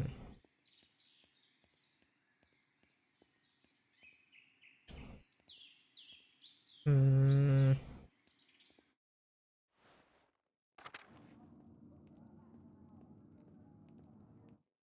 Trying to find anything on the ground.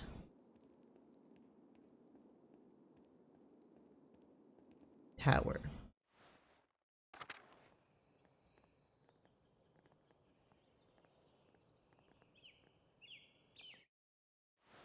I should see a pharynx in his fucking house. Oh! Oh!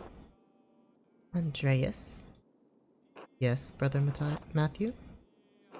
How did you sleep last night? You look a little rough around the edges. What do you mean? I mean, it looks like you fell through a forest. Interesting. It looks like you rolled around behind a bookshelf. God bless you, Andreas. Until later. Not the low-key fucking...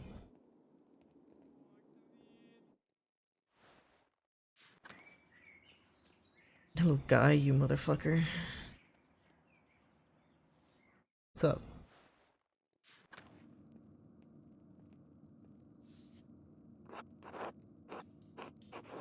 Deep indentations.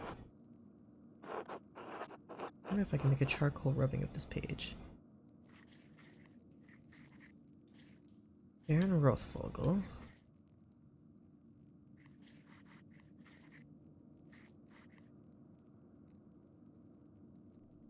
There's an Alpine Day. It's a letter from to the Baron from Prior Ferenc. God, Lawrence was blackmailing Ferenc to get him to perform some kind of occult ritual. No wonder Ferenc was so unsettled when Lawrence arrived. The Baron could have gotten him executed for witchcraft. Witchcraft! What's this? A Volvo. Seen these before in astronomy and medical tracks. What's this one for? 2 wheels. The top wheel has Greek letters and holes cut out to reveal Latin letters underneath. The outer edge of the lower wheel is divided into 4 sections, each bearing an elemental symbol. It's like the lines between the holes form constellations. I think they do, at least. Quarter turn of the upper disc aligns a different elemental symbol with the top of the lower disc. Given the number of letters and sides of the disc, there's enough space for a total of 4 versions of the Latin alphabet. Greek letters, I need to compare them. These symbols aren't the same. Those don't appear in the cipher, and the astrological symbols aren't on the Volvo. Mysteria Astra, the book in the library, said that each astrological sign corresponds to one of the 4 elements. Libra and Gemini are air, Scorpio is water, and so on. That's it. When the cipher indicates an astrological sign, I just need to correspond it to the appropriate element on the wheel. Simple.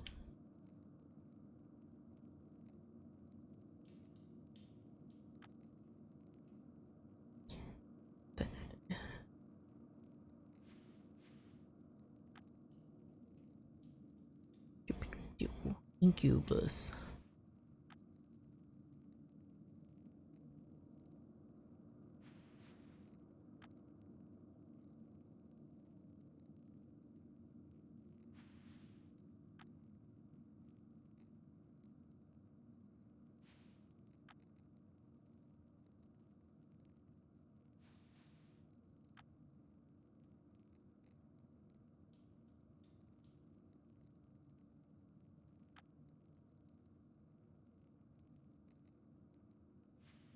That took entirely too much brain power.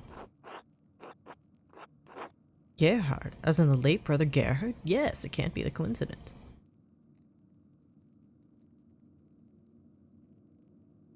E. Gerhard. Brother Gerhard died sometime last year. How does this connect to him? Why his name? Why E. Gerhard? Dutch, no, not Flemish or French. Let me think. An anagram. Carried Hardier with Jigo. Sure, Adok would know. Maybe it's not an anagram. 7,560.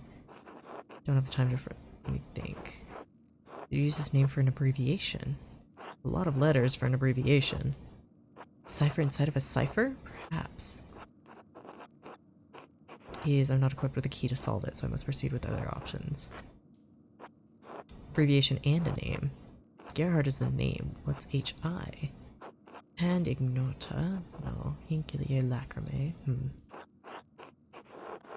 Ik Yasset. Here lies. Lies Gerhard. Gerhard's grave. I wonder if it has something to do with the Baron's murder. Oh!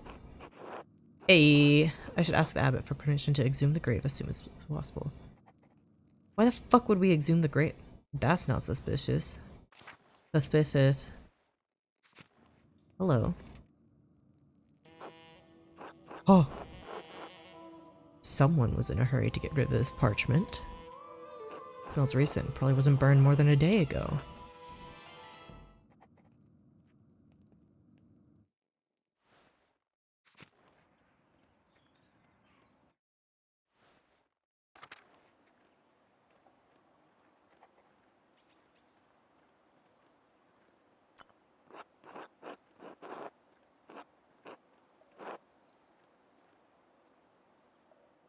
Brother Gerhard's grave was disturbed recently. Ferenc must have buried something here. I did to give this grave if I wanted to know what he was up to. I should get Father Gerno's permission first.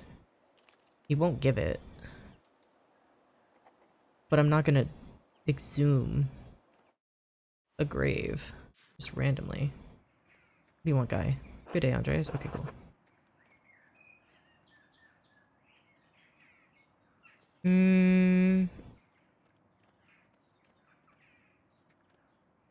Scriptorium. Let's go in here first. Sup, fuckers. Oh. Oh, we do just get to dick around. Oh, well, I mean, you know, I guess it makes sense, considering the person that we were doing the commission for is dead. Whoops. Cloister. Nope, not there. To the garden. Nope. Keep exiting early. There we go. Hello, Gerno. Andreas. I trust you are abiding by my command to leave Piero and the rest of the monastics in peace.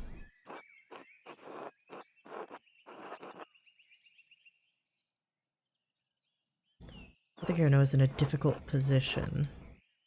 He hasn't been at the abbot long, and he's young. The elder monks don't respect him. A friend of the prince bishop murdered under the roof of his abbey. It doesn't look good. If I represent a threat to the abbot's authority, he could expel me from the abbey, masterwork or not. And I may never discover who really killed Lorenz, and Piero will die for it. Be careful to not alienate Gerno before the archdeacon arrives.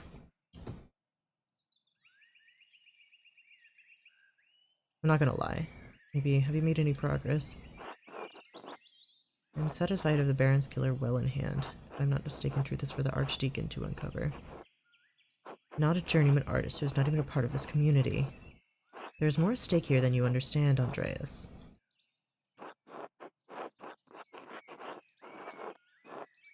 I'm not the Lord and don't have a perfect understanding of all things. Of course that's the case. That's a little shit answer. Hmm.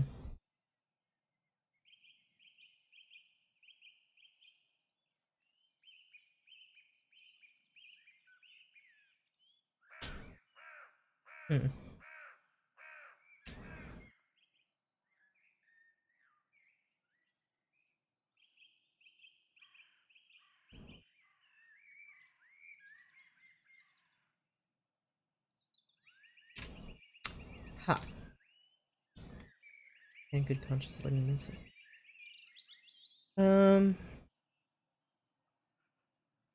Which is why I've come to you with a request.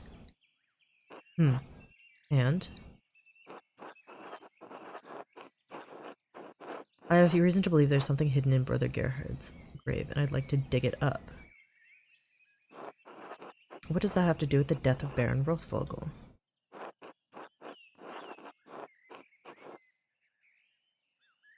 I suspect the weapon used to murder the Baron may be buried there.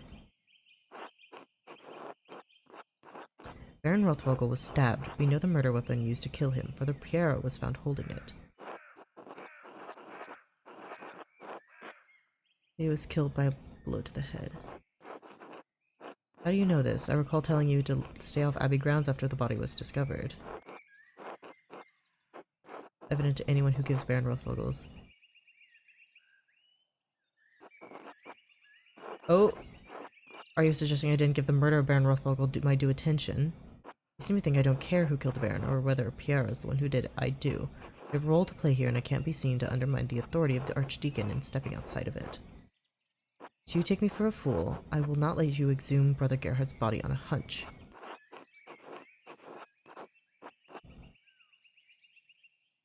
What does it matter? He's nothing more than bones now. I'm sure he won't mind. He's a brother at this abbey, and he should be left in peace. Just as you would like to be. Leave now and do not pester me about this again. I don't think there's a way to... I'm gonna do it anyway, at night.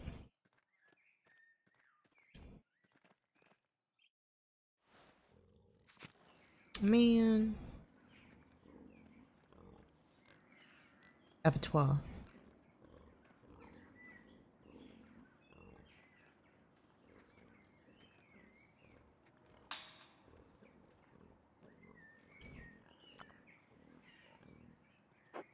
Living badges of St. Moritz. Indris makes these. Huh.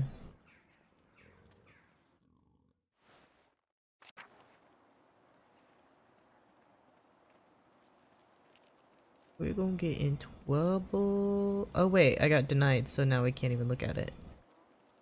Sick. Okay.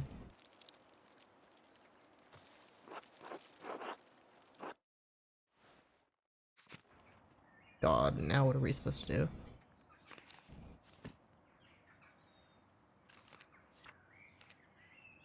We need to give his brother Volkbert. Maybe Otto Zimmerman.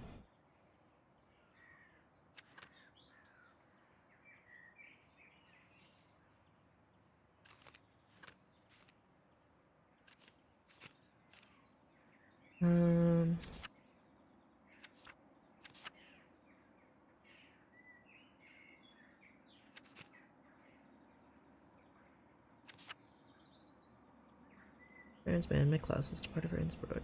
Gathering evidence. Okay.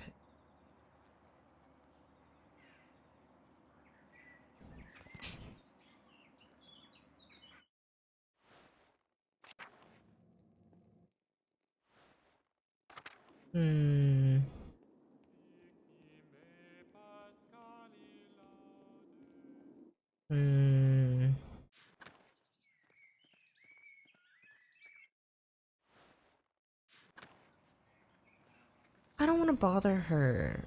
I don't want to bring up her trauma. That's awful, especially for a guy just wandering around the fucking convent.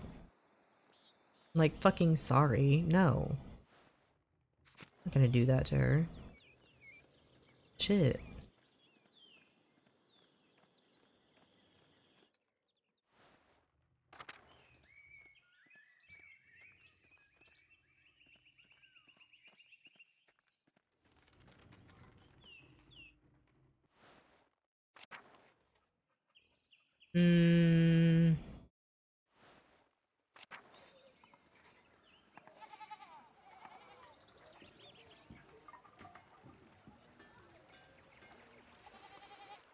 Where the fuck does he live again? Yeah, there we go. Hey, Lucky.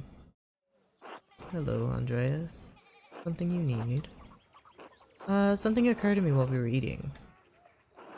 Andreas, I have things to do. Father Thomas needs me to help out at the church. After that, I'm going fishing with old Otto. So if you don't need me to repair a wall or fallen chimney, then leave me be. I can see you're busy, so I'll keep it brief. I hope to ask you a few questions about Baron Rothvogel. I don't think so. Why not? I don't want to. You're a grown man. That should be reason enough for you. Saw you shouting at the Baron when he arrived in Tassing. What was that about? Andreas.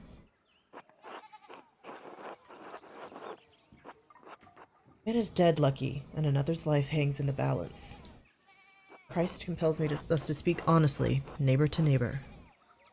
God damn it, Andreas. I told you to leave me be. Christ has nothing to do with it. Alright, I won't press you.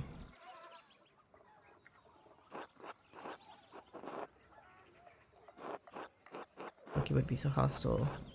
Push him just a little more. Oh, I don't suppose he'll take kindly to my suggesting murderer. Alright, I won't press you. Good day, Andreas. He's not being forthright with me and he seems eager to get away. Wait here, maybe he'll leave and I can observe his actions. Should I do it now? It'll probably take a while. Follow Lucky now.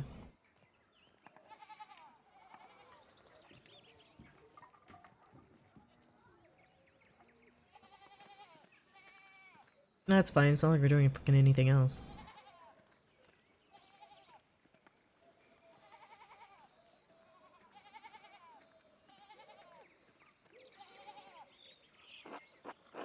Oh dear, is something the matter with the Zimmerman's basin? Ah, nothing going on here, just having a rest. How are you?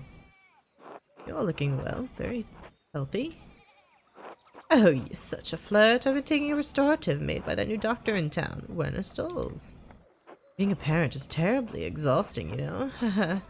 Of course you don't. But I'm sure you will someday, nice man like you. Are the gardeners feeding you enough? You're looking a little thin. Oh, take some of this bread. That should perk you right up. Nothing like bread to fortify the spirit. I'm delivering it to Father Thomas. You know how the father loves his bread. He's quite the bread enthusiast. My favorite customer. Haha. You should come by the bakery more often, Andreas. Anna would love to see you. It's so cute when she tries to steal your hat.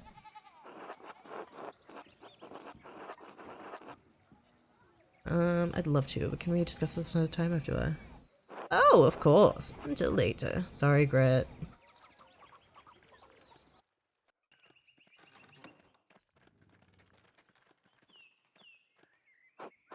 Master Mailer, here you are, finally at church, and it's not even Sunday.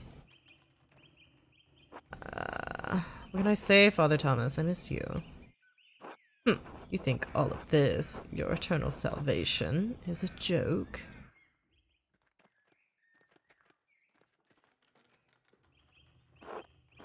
Afternoon, Father Thomas. How's my favorite customer?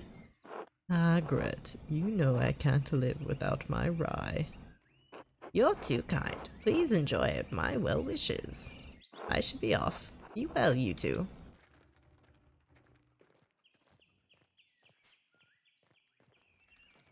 Andreas, what brings you to the church? Uh-oh. Are you following me, Andreas? Yes.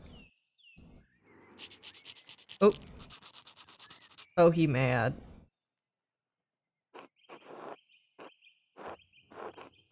Lucky, leave the man be. He and I were talking about the church. All is well. Now tell me, how's my wall? Sorry, Lucky. Sorry, Lucky. The damage is not difficult to repair. I can do it next week, and I can put the fallen stones back up now. That would be marvelous. I'm sure the lady would appreciate it too. But please, don't risk yourself. Get some younger men to help you. Need a hand?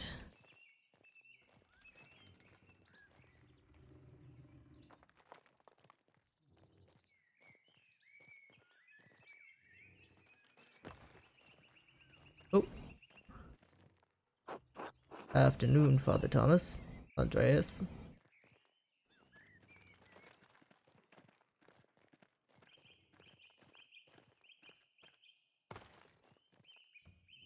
Lucky. See you soon. Don't work too hard, eh?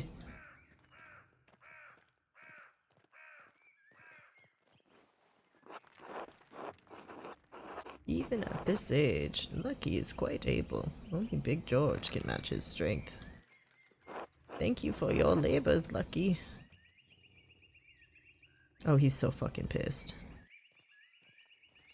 Oh, we pissed him off real good.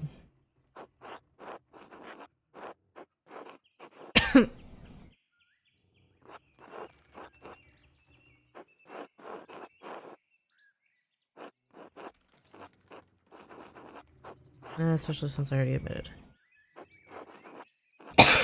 He would be furious if rumor got around town. I suspect him of killing Lawrence. It's not a good idea to get on the bad side of a man who's so strong. Doubt I could hold my own against him.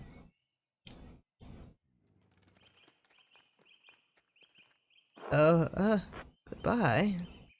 Very unusual man. True.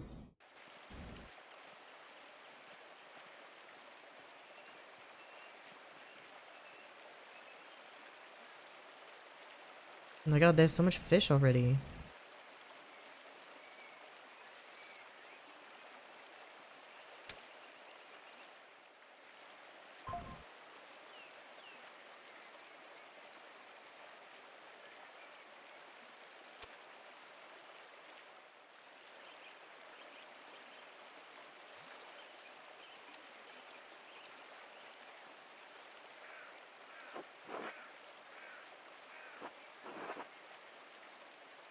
What was that?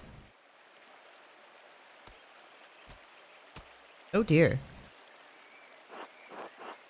Suppose it's better than letting him suffer. Until later, Otto.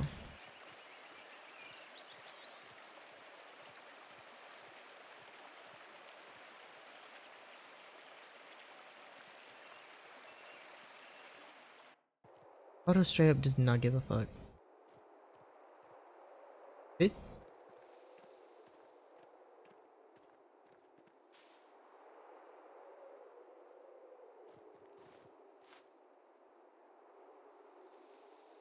Oh.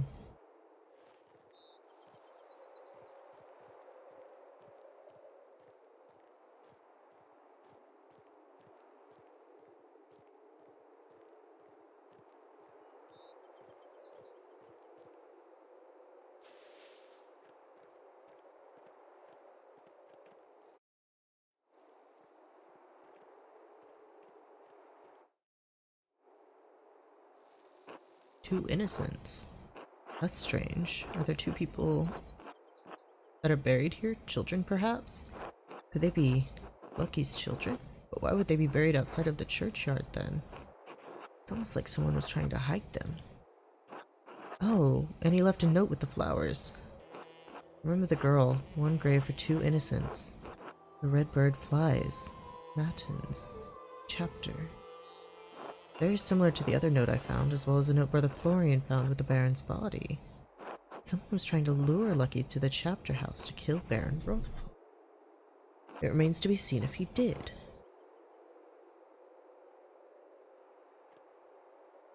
Damn, I've lost Lucky.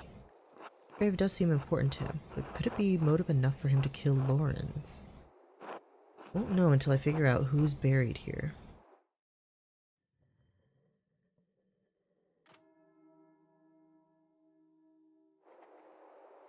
Should find someone to eat with. Fuck yeah.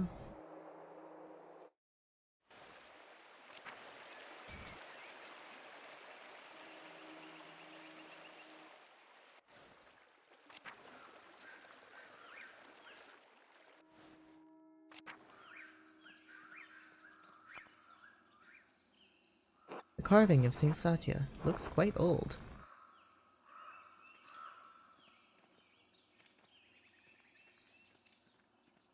Hmm.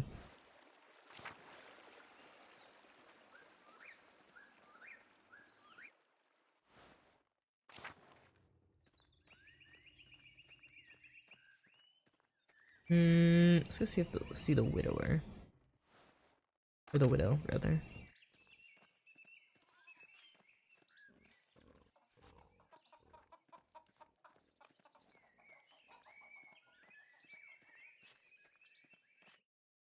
Altilia.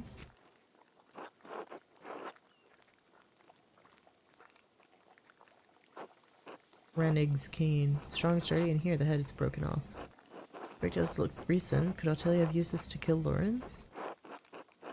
Altilia, your husband's cane is broken. Do you remember how that happened? How should I know? Everything in here is broken and falling apart. The head broke off at some point. I don't remember how. Alright. Pa.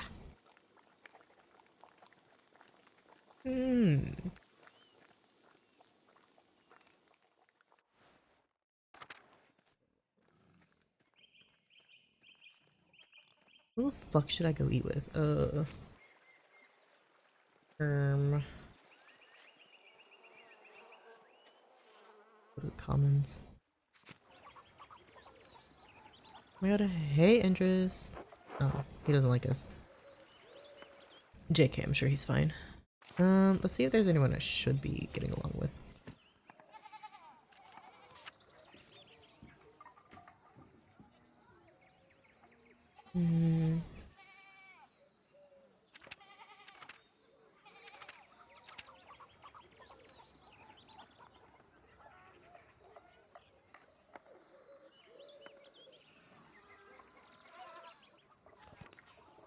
Cool. Go to the Druckers. Meow meow meow meow meow meow meow meow.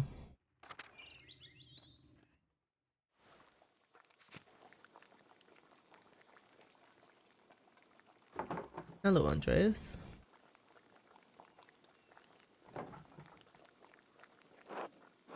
Perhaps another time. Until then, okay.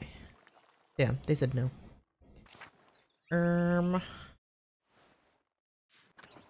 No one want me.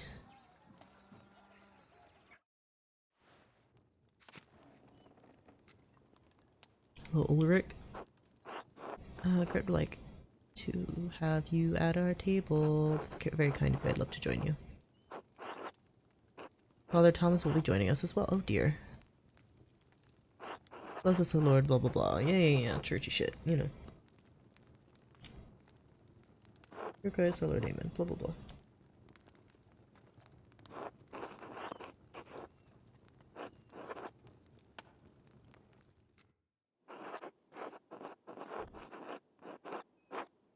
Goodness.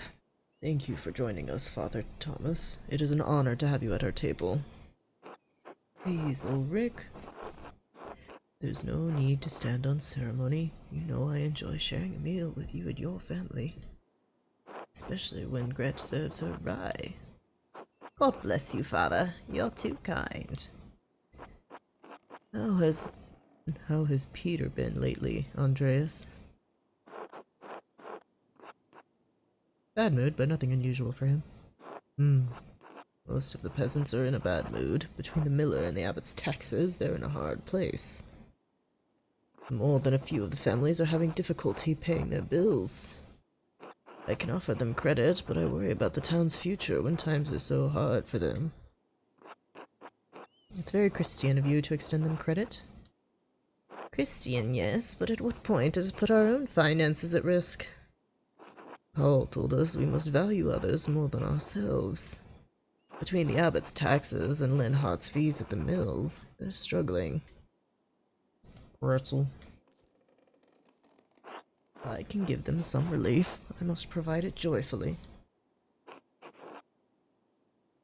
You have a kind heart, Ulrich. Perhaps too kind, though I do love that about you. Should this really be your concern, Ulrich? If the peasants are unhappy with their taxes or the miller's fee, they can propose a change. Under Bavarian law, they would have no ground. It would amount to little more than a complaint with no legal weight. Well, I suppose that is true. Well, in any case, is the miller not entitled to recompense for his labors? Is the abbot not entitled to taxes as the rightful lord of the land? This is all the way it has always been, will always be. Linhart takes more than is fair. His behavior is not Christ-like. And you will be the one to judge him, Ulrich Albin. Will you judge the abbot as well? Pottage. This is no matter to tease about. The peasants are suffering. The causes are plain to see. Your concern is admirable, Ulrich, but take care in how you speak about this.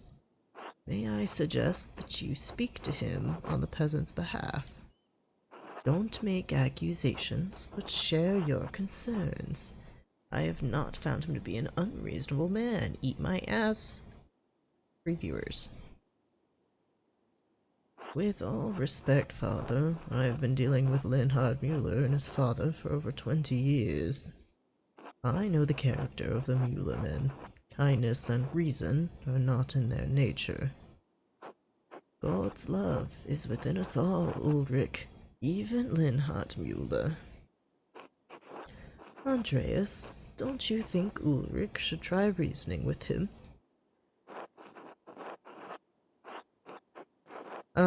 If past interactions have not yielded fruit, it's reasonable to assume that there's little point to further appeals along the same line. What I'm saying, now, we must always have hope for our fellow man. I have faith in Christ and love for Linhart. Hope for him is more than I can muster at the moment, Father. Oh, did I mention that Sister Matilda came by today to buy bread for the sisters? Gretch is like, please stop talking. She had a dark cloud over her. I think the Baron's death has upset many of the brothers and sisters in the Abbey. I can only imagine a murder that violent, especially of a nobleman. Sister Matilda seems so strong. I don't think I've seen her like this before. Well, that was an excellent meal, Gret. Thank you so much for inviting me into your home. Of course, Father. We're always honored to have you. As you say, I suppose. Well, I should get back to the counter. The Bowerin ladies will be by for their bread soon. Thank you for a seat at your table. It was our pleasure. Thanks, homies.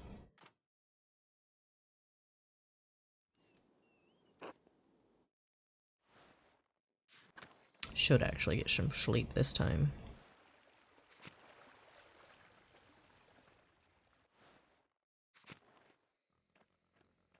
Hello? Andreas! Christ, there you are. Brother Wolslav, what's the matter?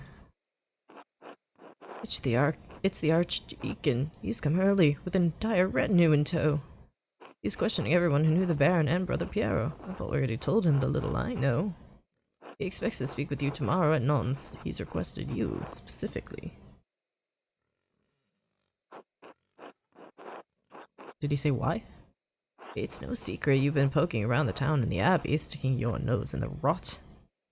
I hope your prying has borne fruit, or Piero's neck will meet the sword. I've done my best with the time I've had. Yeah, a couple more days. Whatever happens, Piero knows you've been working hard on his behalf, and he's grateful for it. Only, Andreas... What is it? It's just... You know as well as I do the Baron was not a good man. I'm not saying he deserved what he got, just... You think hard about what you tell the Archdeacon, and who you tell him about. You understand? You don't need to worry. I've found nothing that implicates you. Smile encouragingly. It's not me I'm worried about. I'm sorry. I didn't mean to shout. You don't deserve that. All I'm saying is if in your searching you heard anything about a certain sister, I'd ask you to keep it to yourself.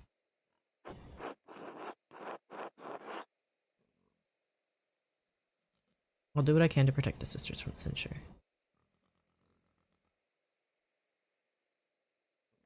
That's all I ask of you. I should return to Kirsau. The abbot will be having a fit right about now. Be well, Andreas. I will pray for Piero's deliverance tonight. You should as well. Damn.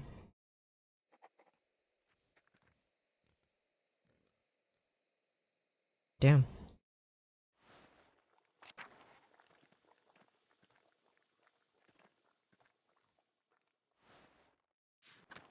Sleep.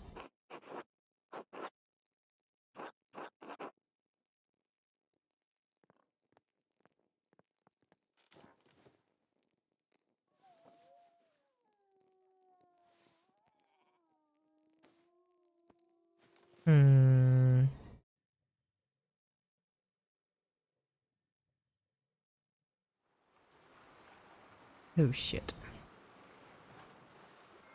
This is cool as fuck. Hello?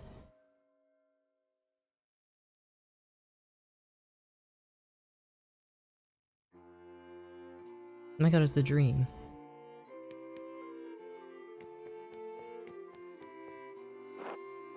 Andreas, when are you coming home? Dad, I'll be home soon. I just need to finish this commission for the Abbey. Good, good. But finish that masterpiece too. Time for you to get on with your career. Yes, of course. You're not going to quit this like you quit university, are you? No, of course not. Good. If it weren't for the work I did for the rector, you would never have had the opportunity. Most people never get a second chance after they throw something away like that. I know, Dad. We'll see you when you get back. Sure, alright. Oh, it's you. I only have the picture of you, the one my brother Daniel made. Really don't have any idea what you're like. Do you really want to get married to a stranger?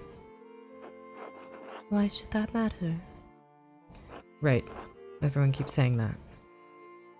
That's why I'm saying it to you now. Because I'm saying it to myself. Exactly. I'll see you soon, Andreas. For real, I mean. I suppose that's true. Until then.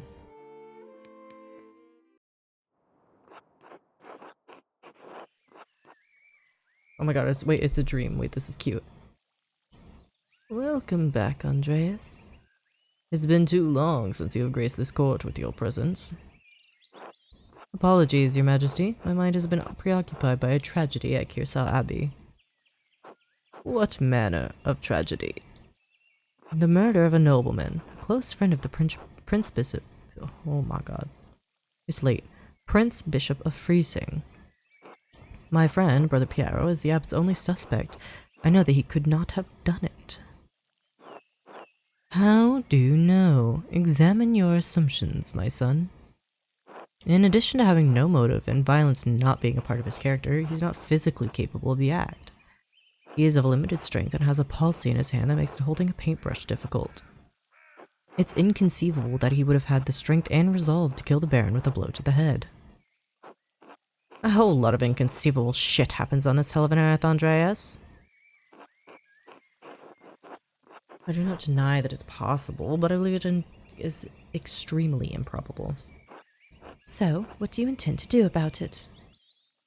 When I'm brought before the Archdeacon, I'll tell him what I know of the other people who have motives to kill the Baron. I have to believe he'll see that there are much more likely suspects than Piero. Why have you taken this task upon yourself?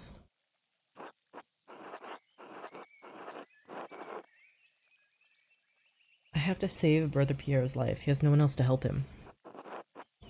Your love for and devotion to him speak well of your character. A man who is humble before his elders honors also his gods. Of course you'd say that, old man. He is right, though. If Andreas doesn't help him, no one will. Exactly. I understand why the brothers and sisters cannot act against the abbot, but I must do something.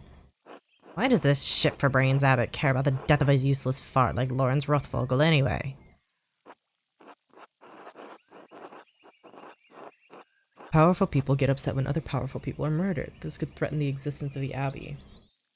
Oh no, the Abbey. Who give a damn about those hypocritical assholes? True. In any case, Andreas's ability to prevent Pierre's death depends on the judgment of the Archdeacon. Wise or foolish, corrupt or just, the Archdeacon will be the first and possibly final arbiter of Pierre's guilt. Andreas must win the Archdeacon to his side using the tools favored by men such as him. Reason? Ha! When's the last time you'd met a man who was truly ruled by reason? Authority? Despite your talent, you are merely an artist. He has been invested with power by the Prince Bishop of Freesing. You have no authority with him. Honesty? You must be honest in all things, Andreas. But many are not willing to accept the truth. And the cost of honesty can be high. Wisdom? Wisdom can be shared, but the audience may not comprehend it. If reason, wisdom, authority, and honesty cannot triumph, what am I left with? Hope. Lies. Truth. Above all, faith in Providence. Well, what do you plan to tell the Archdeacon, Andreas? There were other people in Curacao and Tassing who had motives to kill the Baron. Sister Matilda was badly beaten by the Baron for resisting his advances. She almost died. Why was the Baron not punished for it? Seems the Baron was beyond the reach of justice, at least at the time. Mother Cecilia sent Sister Matilda away to a hermitage to recover away from the rest of the nuns. How did you come to this understanding? Mother Cecilia told me that the Baron had harmed a nun during his last visit, but would not tell me more. I crept into the Abbey's library after dark and investigated the nun's admittance records to learn the sister's name. Once I knew the name, I confronted Mother Cecilia again, and she told me what happened. You risked a great deal by just passing in the library. Right, Andreas might have seen the monks and nuns fucking. Scandalous behavior. Lawrence couldn't get his way with a nun, and he almost killed her for it. I wish I could say it's surprising. Sister Matilda's motive is a powerful one. But by what means might she have killed the Baron? I haven't found a plausible weapon yet. Motive alone will not convince the Archdeacon. You must find a plausible weapon she could have employed. Are there any others you suspect? Prior Fearing feared the Baron would report his occult interests to inquisitors. How so? Prior Fearing and the Baron shared a fascination with the occult texts. The Baron was pressuring the Prior into performing a ritual for him when he was visiting Curacao. When Fearing refused, the Baron threatened to turn him into the Inquisition. How did you come by this knowledge? I found written evidence, a letter from Fearing to the Baron in which he discusses all of these matters. It is a dangerous thing, a monk dabbling in the occult. His very soul could be in danger. Forget the soul, he could have been defrocked, excommunicated, even killed, all for a little curiosity. Better to stay stupid and ignorant, that's what I say. We're well aware. All of this worry over dangerous books started in the University of Paris. There shouldn't even be an issue out here. Whether the proclamation was made by a bishop of Paris or the Pope himself, the danger remains. Prior Fearing feared the loss of his status, his life, and even God's grace. Men have killed for less. How might the Prior have accomplished the deed? I'm not certain. I haven't found anything that I think he could have used as a weapon. It will be a challenge to convince the Archdeacon that a Prior committed a murder this foul. If you mean to suggest that Fearing is a suspect, you must find a weapon to convince the Archdeacon. Are there any others you suspect? I found no other suspects. You have brought a worthy mystery before this court, Andreas. I pray to God we have granted you the insight you need to face the coming challenge. Thank you, Your Majesty. I am prepared to meet the day. Before you go, Andreas, there's one more thing to consider. You will be summoned to the Archdeacon to tell him what you know. But you need not tell him everything. What do you mean? She means you should only tell him about people you don't mind dying. That's one way of putting it. There is a place for a noble lie. This is not one of them. Why? The Baron is dead. All of the people with a motive to kill him suffered, either directly or indirectly, from his wickedness. Simply mentioning a name to the Archdeacon may endanger them, whether they had anything to do with the murder or not. Right. No point throwing everyone waist deep into shit. I protest any attempt at deception, but you must ultimately follow your own conscience, Andreas. Little time remains before you must stand before the Archdeacon. Use it wisely. I must. Until we meet again, Andreas, God be with you. And also with you, Your Majesty. Ah, shit.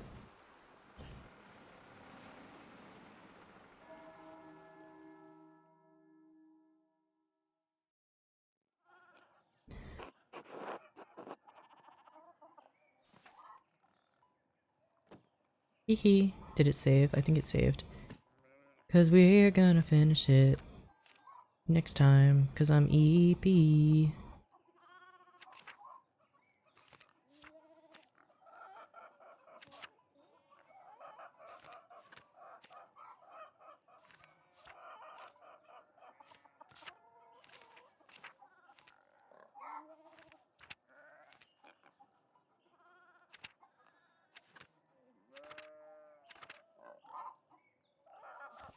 Yeah, it's past midnight. But hey, got through 2 full days. Hell yeah. And I still have a voice, which is sick. Oh my god. Okay. 36 seconds ago. Okay, yeah. Nice. Alright, well, I have a feeling I'm gonna play this multiple times. Maybe just the once on stream, but I'll play it multiple times. Hell yeah.